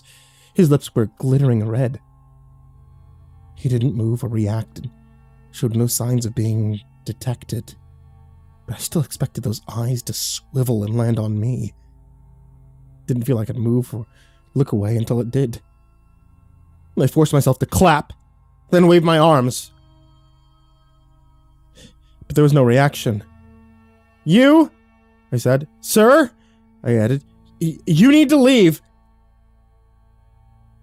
He didn't react, and it wasn't just as if he was ignoring me. There wasn't a tremor or a breath. He stayed so still, it was as if the whole world had frozen. I called 911. Of course, the operator urged me to get out of the house as quickly as possible. I stayed on the line with the operator, but there was nothing left to say. My only way out was past him. Acid filled my stomach. There was no way I could cross the room. I considered tossing something at him or attacking him, but there was nothing more dangerous than a TV remote nearby. The operator said something about officers on the way, and my phone slipped from my hand in my rush to bring it back to my ear. My eyes never dropped from the husband, who didn't flinch when my phone crunched on impact, then clattered across the floor and under the couch. I lowered myself to my hands and knees and considered crawling over and reaching under until I realized it would put him out of sight. It was better to escape.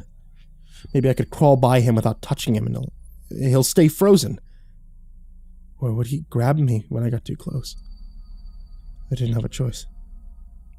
At the threshold between hardwood and tile, I looked down at my hands on the floor, and when I looked up, he was gone.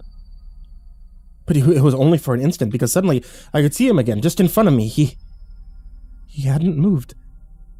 My eyes had let him go and struggled to find him again, like he wasn't where I had expected, or if I had somehow forgotten him. The arms holding me up shook so violently I pitched forward, landing on the side of my face with a smack. I landed right at his feet, but didn't touch him. Pushing back on my heels and my hands, I rolled backward and slammed into the cabinet behind me, hard enough that I heard the fiberboards crack inside the door. I could crawl by him now, but first watched him for any sign of movement. He was in a khaki t-shirt that didn't quite match the wood cabinet rear stand out from a white refrigerator at his back. Nor were his dark pants much of a match for the brushed chrome of the dishwasher, though I could see he had a sliver of something shimmery silver, like a lanyard loop, hanging out of his pocket. I don't know how he could have disappeared from my sight, but he didn't seem to notice me. I strained to keep an eye on him over my shoulders as I crawled past until I couldn't move slowly any longer. I scrambled to my feet, tumbling into a standing position, then into a headlong run where I couldn't tell my heartbeat from the pounding efforts of my feet on the floor. After struggling with the lock, I finally squeezed through my front door and shut it behind me without looking back. The police came. They searched my apartment, found no one. I tried to explain that he might be there. They just hadn't seen him. But they wouldn't come back in with me. They wouldn't search the park either. They were annoyed I wouldn't go back inside, but eventually they left. I didn't have my phone. I didn't know where to go, so I wandered out of my building in a daze. It was dark out now, but the night air felt good. I saw a car double parked, but didn't pay it any attention until the woman pushed open the passenger side door from the driver's seat and waved me over. I'd be embarrassed to describe the horrible things I said to her. But she was calm and composed. She knew how to handle her husband standing still. It was nothing like the woman who first confronted me on the doorstep. I don't want to give her real name, so I'll call her Flora. "I'll teach you to see him," was the first thing Flora told me once I was able to listen. I didn't want to see him, or to go anywhere with this person, but I didn't know what else to do. She drove me far outside of the city until I could see stars over sprawling suburbia. Somewhere near the highway where duplex condos faded into industrial parks, she turned into a multi-acre construction site. It was all blonde dirt, scraped and marked with bulldozer treads. At the center was a cinder block frame that might one day grow into a big box store. She turned off her headlights, and suddenly, the feeling I had ignored in favor of her serene understanding of my situation could no longer be ignored. I was struck dumb with fear. My sore muscles protested at being called back to alert. Had I met a couple working together? But she kept talking reasonably, kept her instructions simple, and I found no moment to protest. Instead, I followed her, even let her take me by the hand and pulled me in a circuitous path out into the center of the standing blocks. She laid out a picnic basket and urged me to lay on my back next to her with a friendly pat.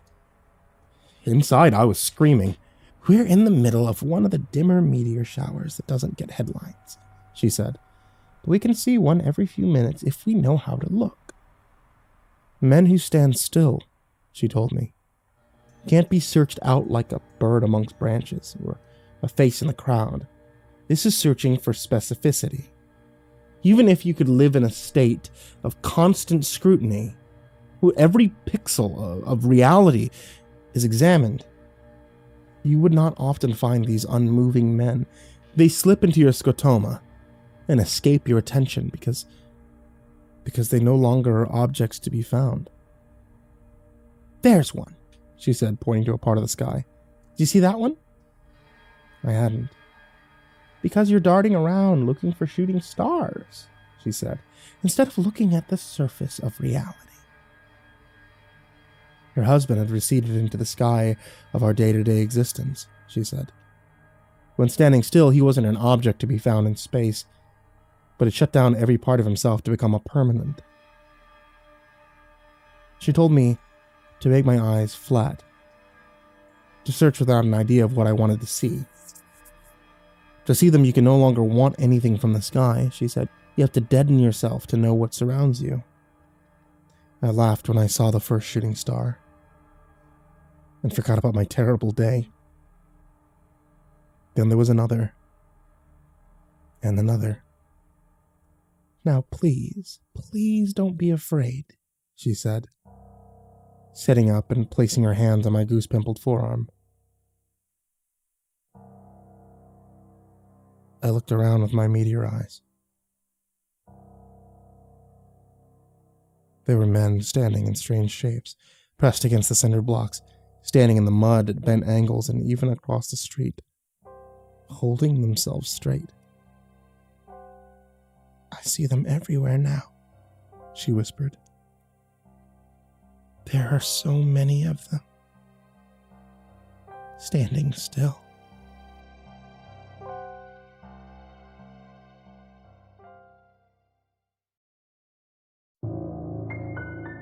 "Hey, Dale." "Yeah?" My head popped up from my conversation with a young elementary school teacher. She'd spent the last 30 minutes explaining how going to a swinger party wasn't normally her thing. I'd been listening, but mostly I'd been paying attention to the delicate locks of downy blonde hair that hung around the nape of her neck. "We could use your help. Allie thinks that we've got a creeper." Where?" I asked. "She's in the garage with him now." "Oh, sorry," I said, flashing a smile at the pretty young teacher. "This happens. I'll go take a look and I'll be right back." She giggled some affirmation when I got up.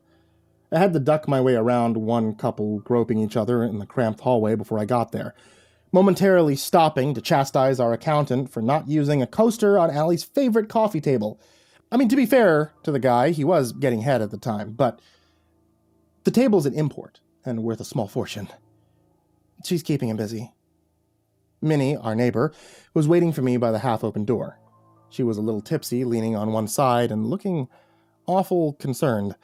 We'd had our fair share of unpleasant guests in the past, but something about Minnie's expression worried me. When I stepped through the door, I found my wife chatting openly and laughing with Jacob and Alex nearby. She was keeping it jovial, commanding all attention with expert control. That alone let me know she'd already had to do some de-escalating. "Hey, babe," I said, stepping up and wrapping an arm around her waist. "What's up?" "These are our new guests," she replied, gesturing to the quiet man in front of us. He was younger than he should have been. 25, tops. Not a bad-looking man by any measure, but he seemed about as comfortable as a stray cat in the dog pound. I couldn't tell if he'd noticed the ever-growing number of men around him, but I hope not.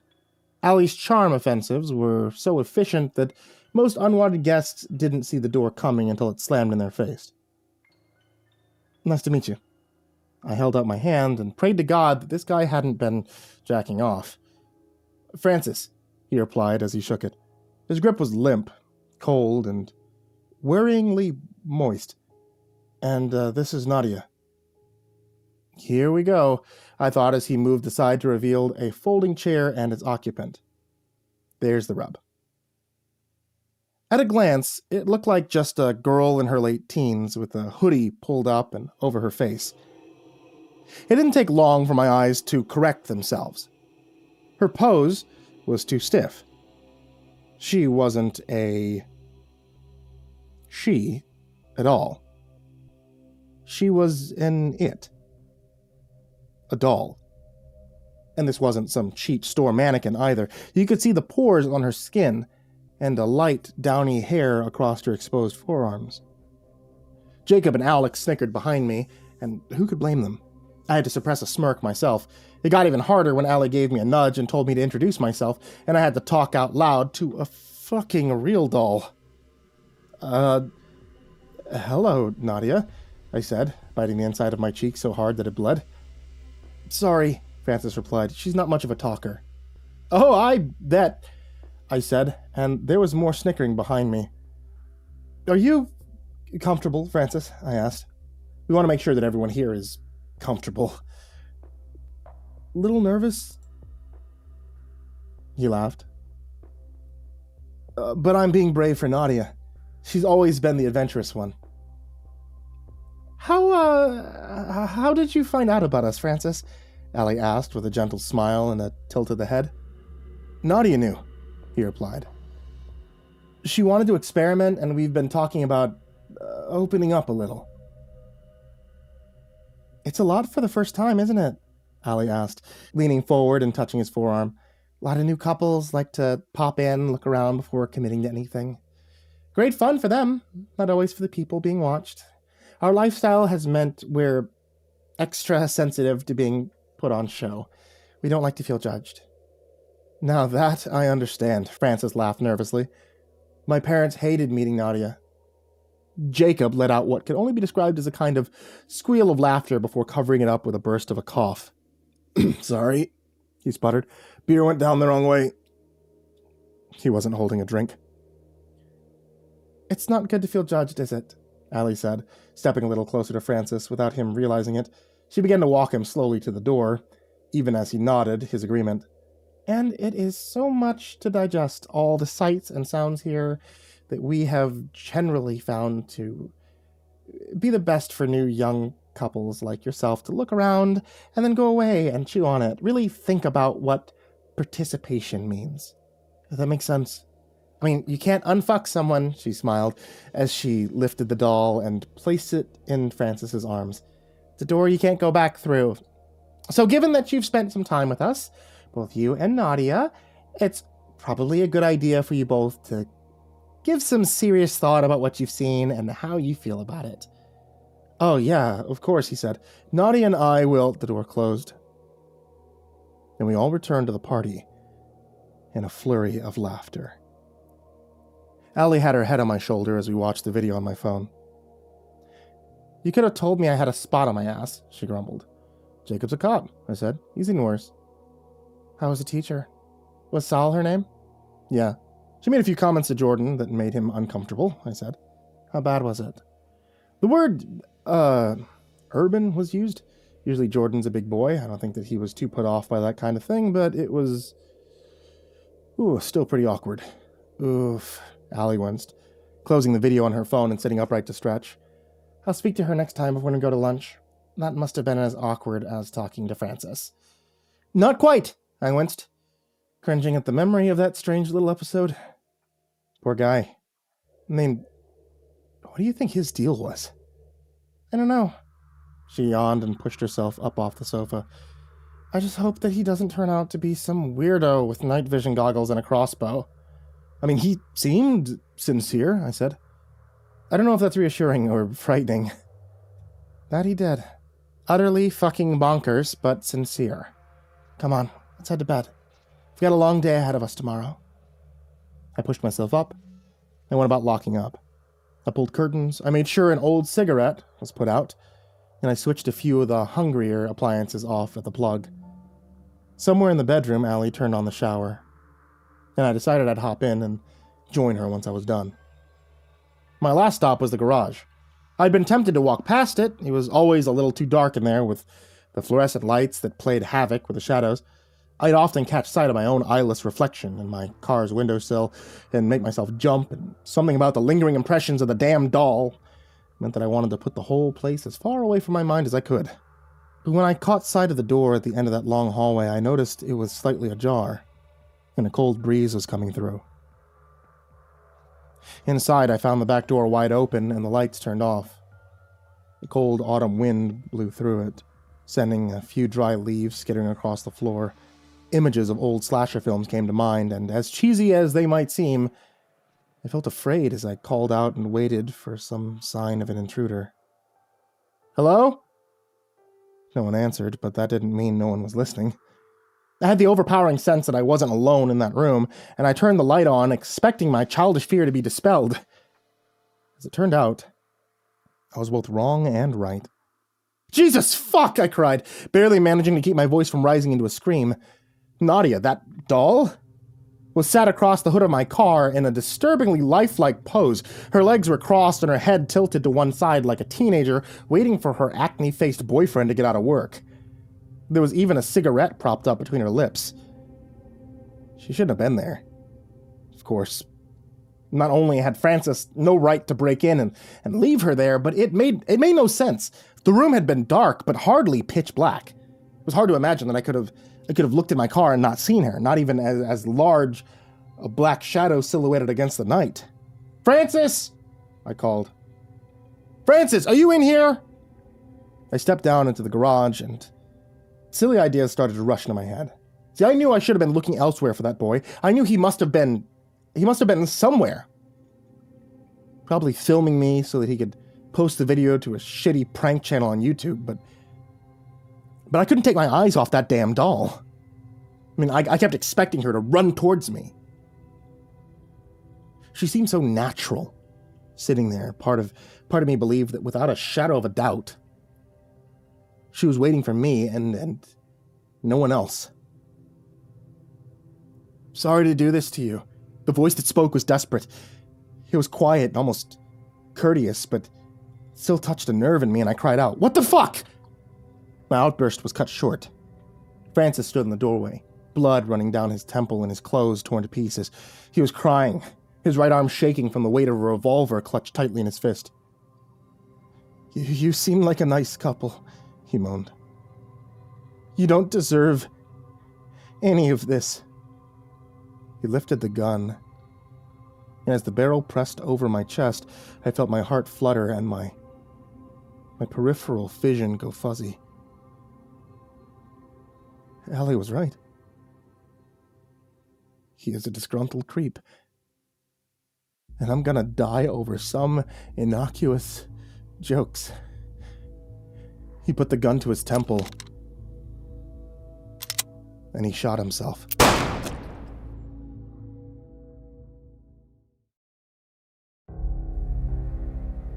Holy shit, that's creepy.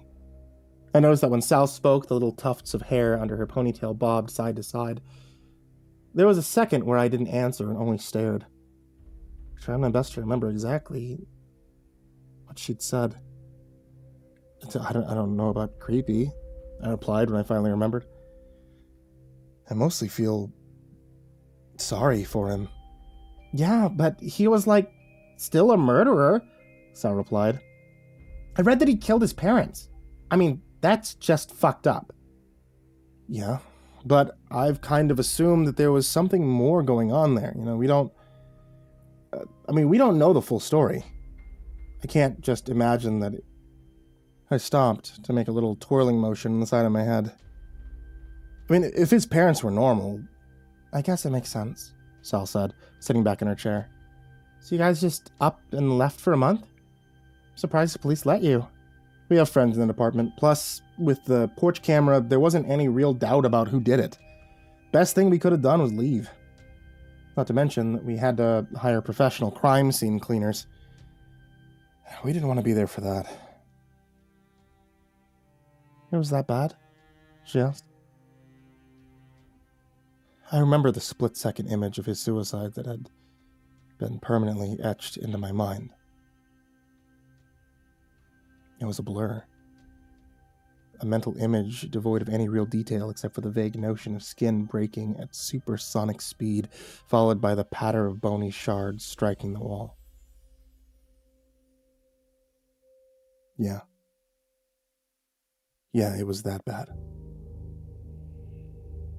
Well, I'm glad you guys are back, Sal said, a coy smile on her lips. I mean, after that first night was so exciting for me. I'm worried that maybe I wouldn't see you back here again. I felt like I got 10% into my adventure only for it to suddenly stop. Just a short break, I replied. All that's behind us now, and you're always welcome to an adventure with us. Sounds like fun. She gave me a wink. Can I ask you something, though? She said, suddenly leaning forward like a confessional. Sure, what's that? Why'd you keep the doll? She asked. It gave us all a hell of a fright when we went into the garage.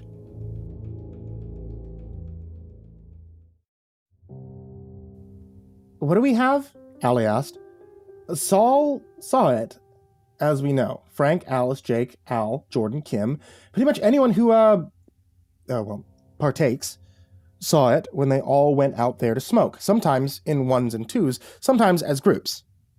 And they didn't think to mention it? She asked. They just thought that we'd kept a murderer's sex doll for, what, shits and giggles? Did they at least see who took it? Does anyone know where the fucking thing went after they finished getting baked in our garage? They were just having a good time, I said, making sure to sound as calm as possible. They weren't really thinking at all. Fuck! Allie vented, her voice shrill and coarse. So what? We have a stalker? Francis had a friend? Who put the fucking thing there? What did the police say? Suddenly, it was like I had a belly full of loose change. I could feel my posture deflating beneath her gaze. I'd secretly been hoping that she wouldn't ask and we could avoid my troubled findings. Well, they were initially a little confused about what the relevance of it was. The relevance! She cried. Someone put evidence of a murder scene in our house!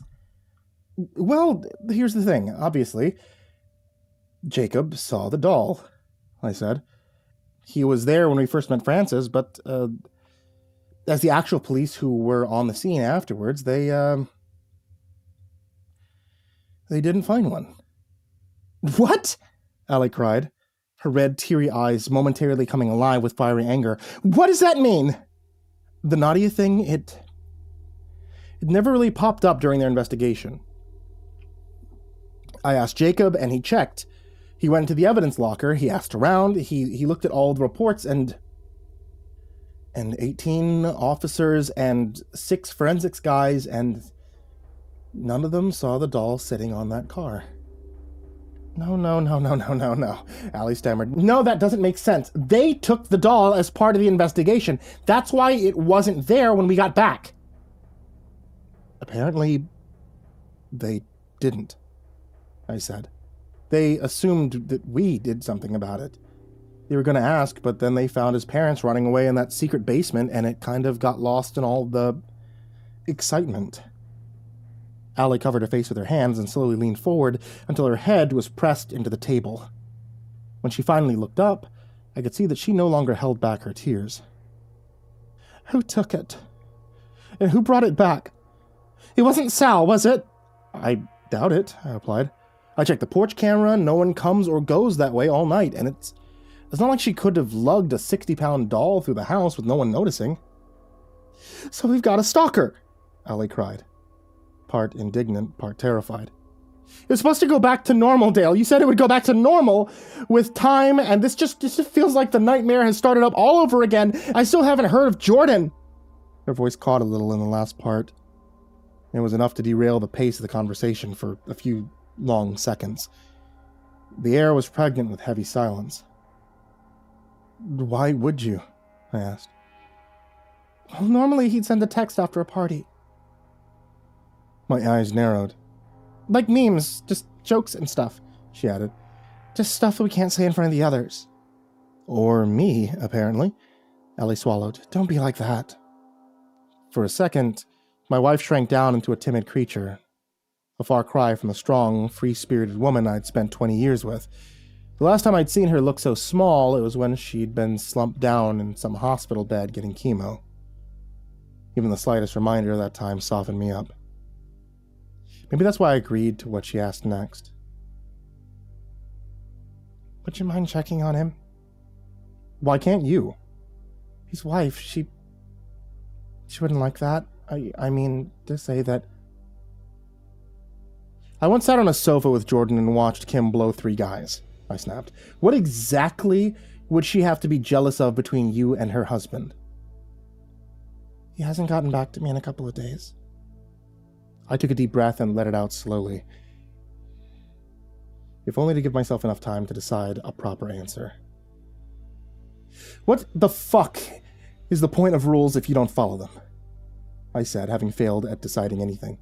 They were your rules! No texting, no calling, no secret little friendships! Dale, she said, shrinking even further. Please just go check on him for me. This whole doll thing just feels like a nightmare. I just want it to be over. Jordan and Kim's cars were both in their driveway, but no one answered when I rang the bell. I tried a few times and even tried banging the door with my fist as hard as I could, but from the looks of it, no one was home. I was left standing there in the rain, ready to leave when something caught my eye. I could have sworn a curtain in the upper floor moved a little, like someone was trying to sneak a peek without being seen.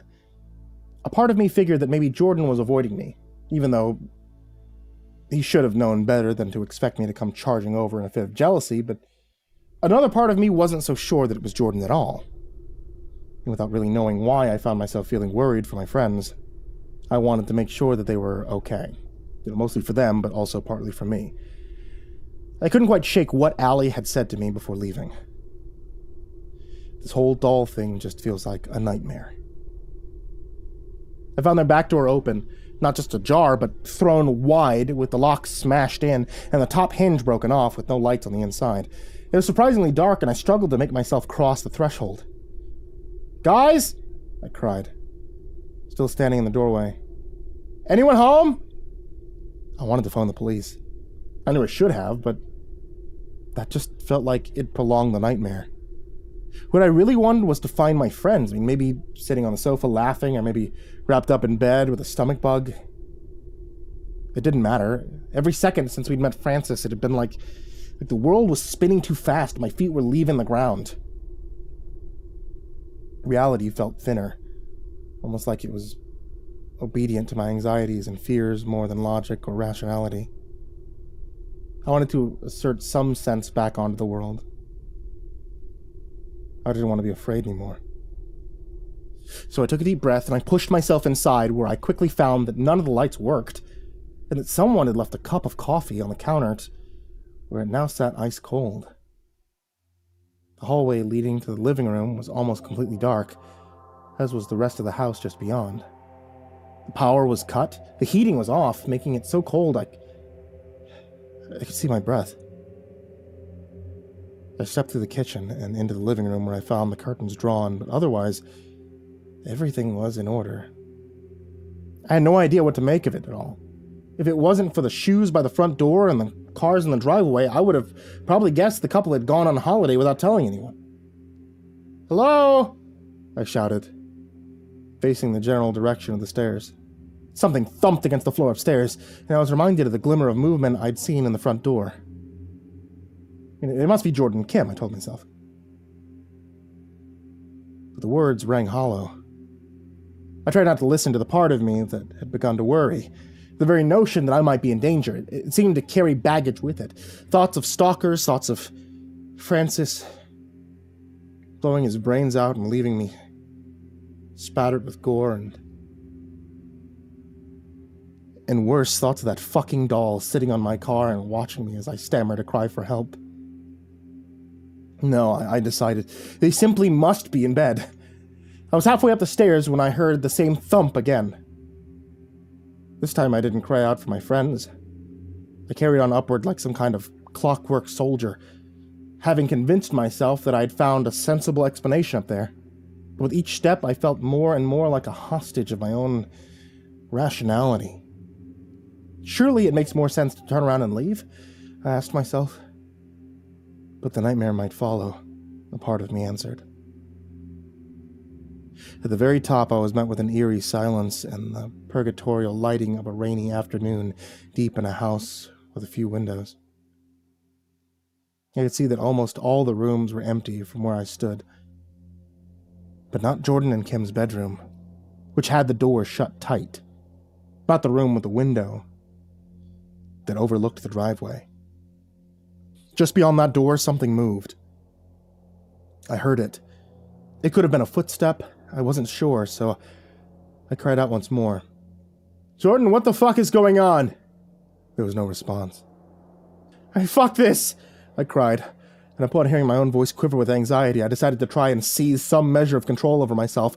I barged through the door and right into the bedroom, ready to make any excuse necessary so long as I found my friends safe. I think deep down I expected to find what I did. But it didn't really make it any easier to see. The room was empty. Almost. No Jordan, no Kim. Their phones were on the nightstands, their clothes lay, still crumpled, by either side of the bed. Even the duvet cover had been slid aside, as if they'd only just woken up. Just around the corner in the bathroom, I heard the faint sound of a leaky faucet dripping into a tub full of water. I knew that it must be full, but there was no living or dead people inside that room. Except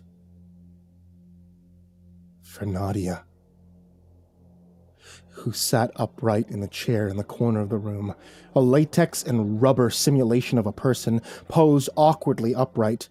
She was naked, and I felt a flush of revulsion at the sight of her featureless frame. Everything about her was wrong, and it made my skin crawl to see it all laid bare. I would have left were it not the sound of something sloshing in the tub. A thought entered my head. I wondered if perhaps Jordan and Kim had somehow kept the doll and been using it to play a kind of joke. Cruel or not, I would have been relieved to know that was the case, staring at it. Then, as it gazed emptily at their bed, I desperately wanted to be reminded that it wasn't real.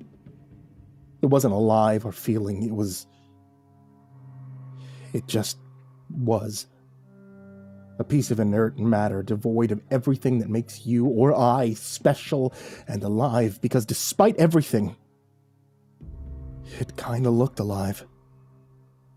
It had arms and eyes, a nose with freckles, slender fingers that sat patiently on its lap. I told myself it was some part of the old lizard brain that made me project the notion of a patient predator onto its delicate features. That was what it reminded me of. Some deep-sea rockfish waiting for its prey to come floating past. Once again, there was that noise from the tub. The door to the bathroom was barely a meter from the doll. If I wanted to find out more, I'd have to get closer to it. I kept my distance from the doll as I approached the door. I tried to ignore it, but my nerves were up and my mind was focused on where it sat in the periphery of my vision. I could feel that fucking thing sitting there like a heat source blazing away at my subconscious. It was positively radioactive in my mind, triggering every deep-seated instinct that I had. I turned the handle and pushed the door, and I found the bathroom cold and empty. Dingy-looking water sat in the tub, disturbed occasionally by the leaky faucet that sent the water sloshing. I walked over and dipped my fingers into the water, finding it tepid and unwelcoming. Everything about that fucking house was cold, like it wasn't meant for human occupation anymore. I rolled up one sleeve and I pulled the plug, pausing for a moment to listen to the water gurgle down the drain. "Where are you?" I muttered quietly to myself while looking back at the empty bathroom. "Right here." "Jordan?" I cried, almost bursting into laughter, ready to turn and find my friend waiting for me. The laughter died when I saw who was really there. Nadia had moved, sitting upright on the bed and looking into the bathroom. She wasn't alone. 2 latex figures sat beside her so that the 3 pairs of glassy eyes faced me. One had been made to look like Jordan. The other looked like Kim. And they were all smiling and naked, their plastic limbs resting nonchalantly on each other's bodies. Why so shocked? Jordan's voice was the same, but when the plastic mouth moved to shape the words, it felt as if my feet had finally left the ground and my mind went airborne. My vision blurred and the skin on my scalp tightened like there was a big screw being tightened at the back of my skull. Blood rushed from my brain and went to God knows where as every inch of my body struggled to reject the scene before me. "This isn't anything you haven't seen before," Kim chuckled, as her head turned stiffly to face Nadia. I snapped, and I ran straight through the door, desperate to escape. Only my progress was stopped partway as something wrenched at my jacket. Nadia's plastic arm had reached out and grabbed my jacket, pinning me to one spot like I was an unruly dog with a leash. "I'll see you this weekend," she said in a husky voice. And just like that, she let me go, and my feet finally finished carrying me out of the room and out of that house. Their laughter followed me the entire time. "I think we should cancel this weekend's party," I said as I sat opposite Allie. So far I managed to avoid mentioning what I'd found to Allie, but she clearly sensed that I wasn't being honest and had been cold to me ever since. I thought she figured I was hiding something about Jordan. Maybe that I'd gone and told Kim and gotten her little friend in trouble. "I don't want to," Allie replied. She'd spent the last hour sat on the sofa with her knees pulled up to her chest. "I don't like the way this place feels when it's empty." "Then I think we should go away again," I said. "We've got the money, we've got the time." Allie looked at me and almost smiled. Almost. "What?" I asked. "I don't want to do another 2 weeks in some rainy flat with you," she replied. "Just hiding from all of our problems." "I thought it was nice," I said. "Just you and I." "Dale, we both know neither of us signed up to live in each other's pockets," she said. "I like our life, as it is. I don't want to leave it behind for what could be months, maybe even years." "No one's even replied in the group chat," I told her. "You don't actually know if anyone's coming this Saturday." "They're grown-ups," Allie replied. "They know it's every other weekend. It's not like we need them to RSVP. No one is this quiet for this long," I said. "Well, they're our neighbors, aren't they?" "Sal lives like 8 doors down. Jacob's around the corner, and you saw him a few days ago. Just go knock and see what they're doing."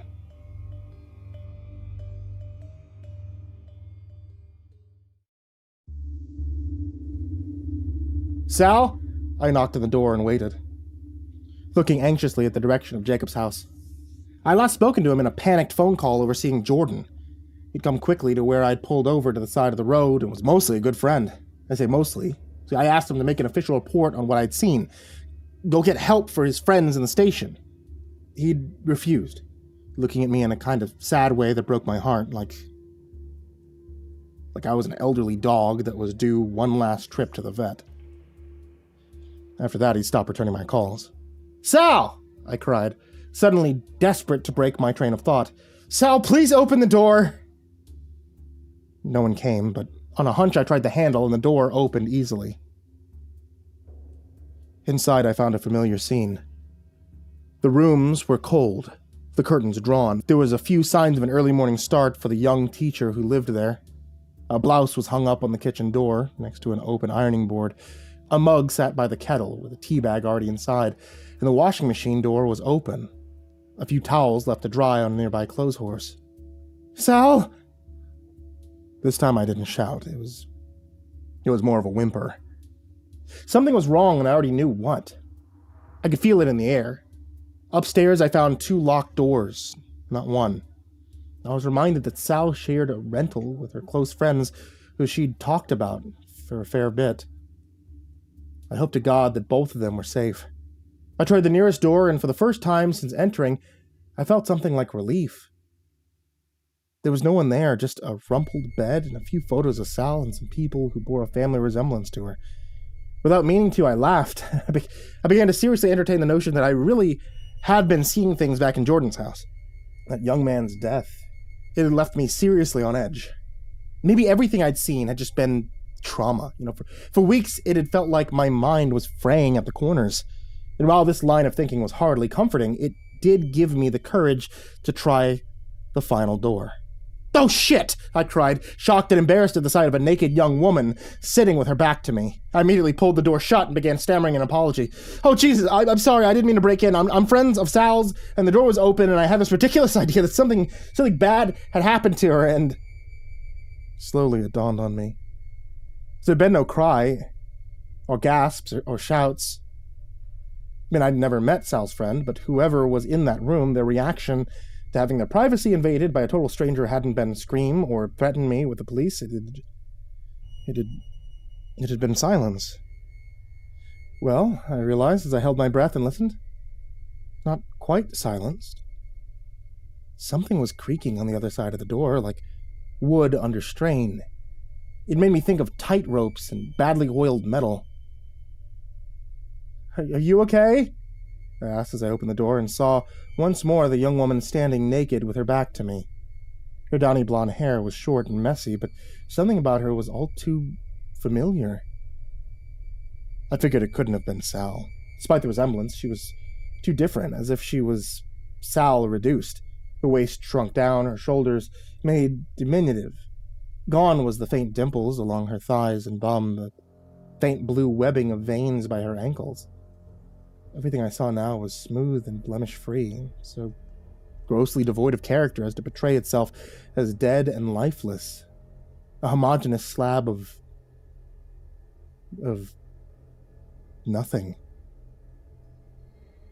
Carved to look human. Sal? I stammered. She turned to face me, her head rotating effortlessly without her shoulders or feet having to move. What an adventure, she giggled, bending one elbow in the wrong direction to have a hand awkwardly cover her mouth, her eyes, enlarged to the size of golf balls, moving independently to look at me. What happened? I cried. Would you like a threesome? She cried in an infantile voice. My friend and I are ever so keen. It was maybe half a second between her shrill giggle and her launching herself off of the bed and right at me, even with my hand already on the handle, and with my nerves so fraught that my reaction was lightning fast. She reached the door before I had time to slam it. 3 fingers that looked like cheap Halloween decorations poked through, and she wrenched the door back open with such little effort that I was thrown headlong into the room with it.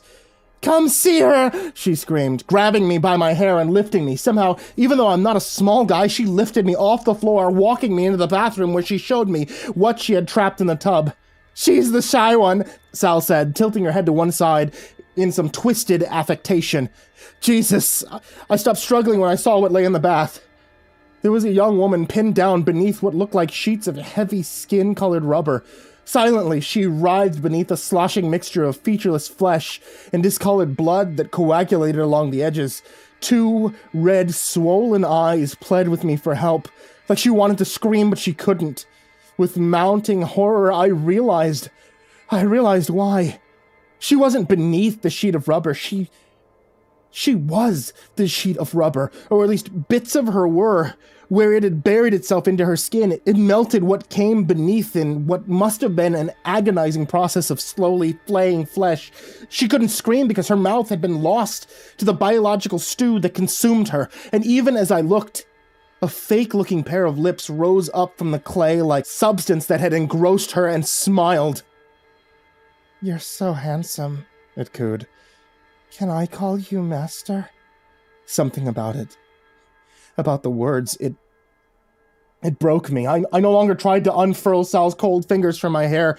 Instead, I grabbed her wrist and I pulled, desperately, tearing a massive chunk of my scalp free in the process.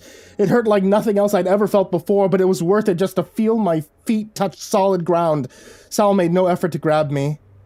"See you at the party," she cried.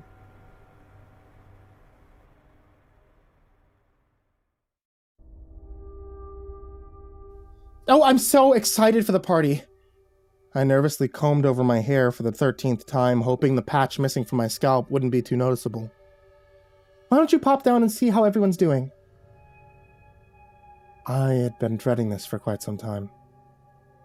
"I thought I'd wait for you to finish getting ready," I cried. Hearing how close my voice was to breaking made me wonder how I would possibly make it through the night. "Oh, don't be silly," Allie laughed as she shuffled about the bathroom. "Go on. I'm sure Sal's waiting for you. You two have been getting on like a house on fire lately, haven't you?" Gently, I touched my head, and I winced. "I suppose." I straightened out my shirt and opened my bedroom door.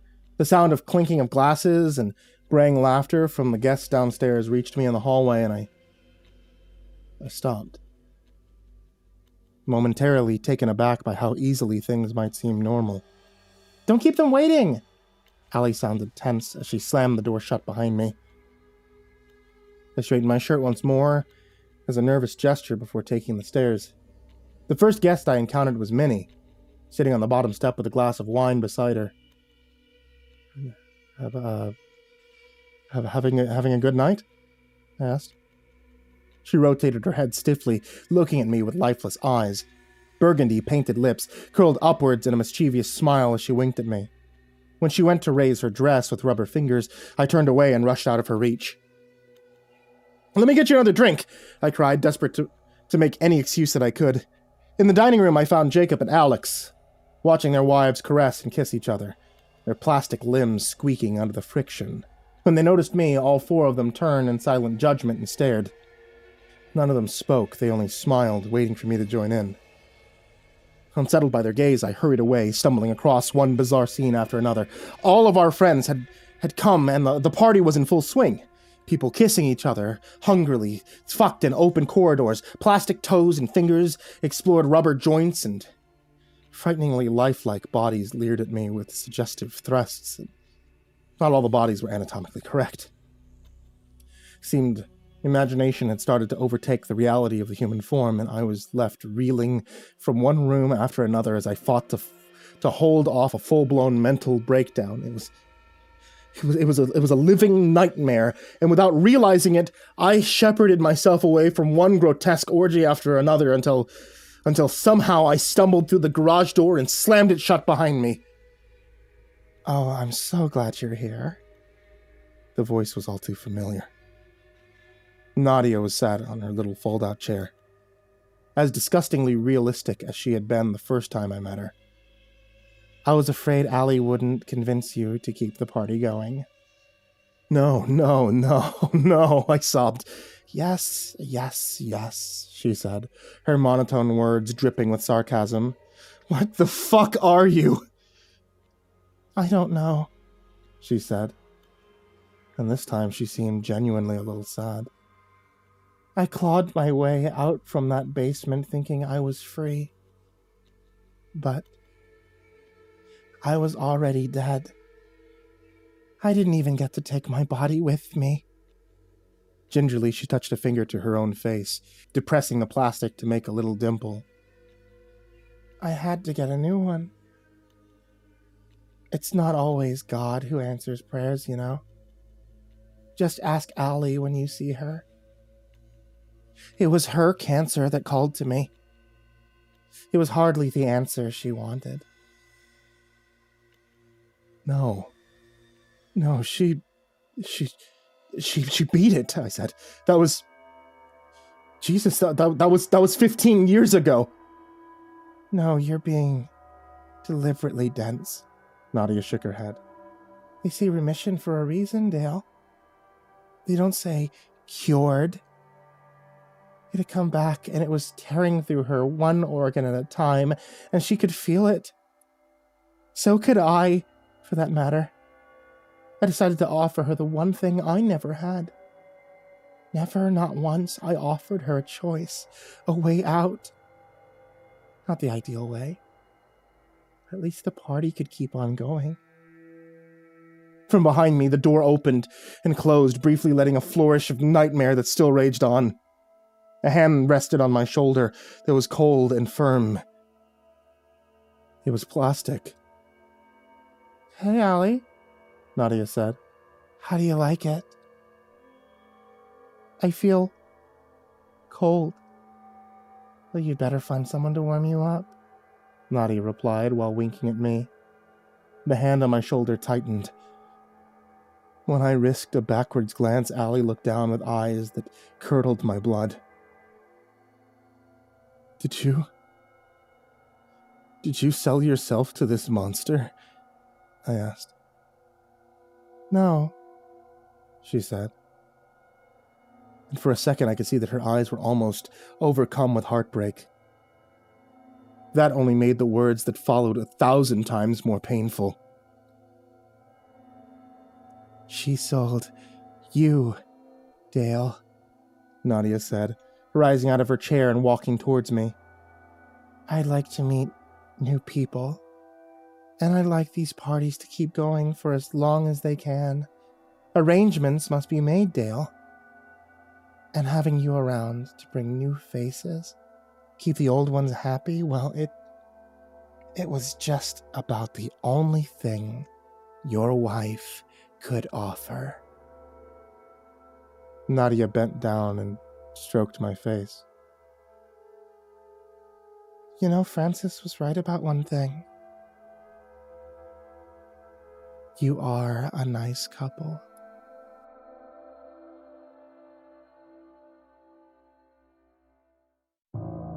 Hey there kids, it's me, MrCreepyPasta, and thank you for watching tonight's video, or listening to tonight's podcast, and thank you for clicking the thumbs up, the subscribe, the follow, the bell, the whatever helpful thing there is on such a platform.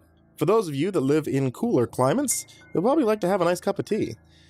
To get a nice cup of tea, my wife sells it. It's at etsy.com/shop/ivorymonocletea. You can get a whole bunch of different teas there, including creepypasta-based teas. And as always, I want to give a very big thank you to everybody who is supporting me on Patreon.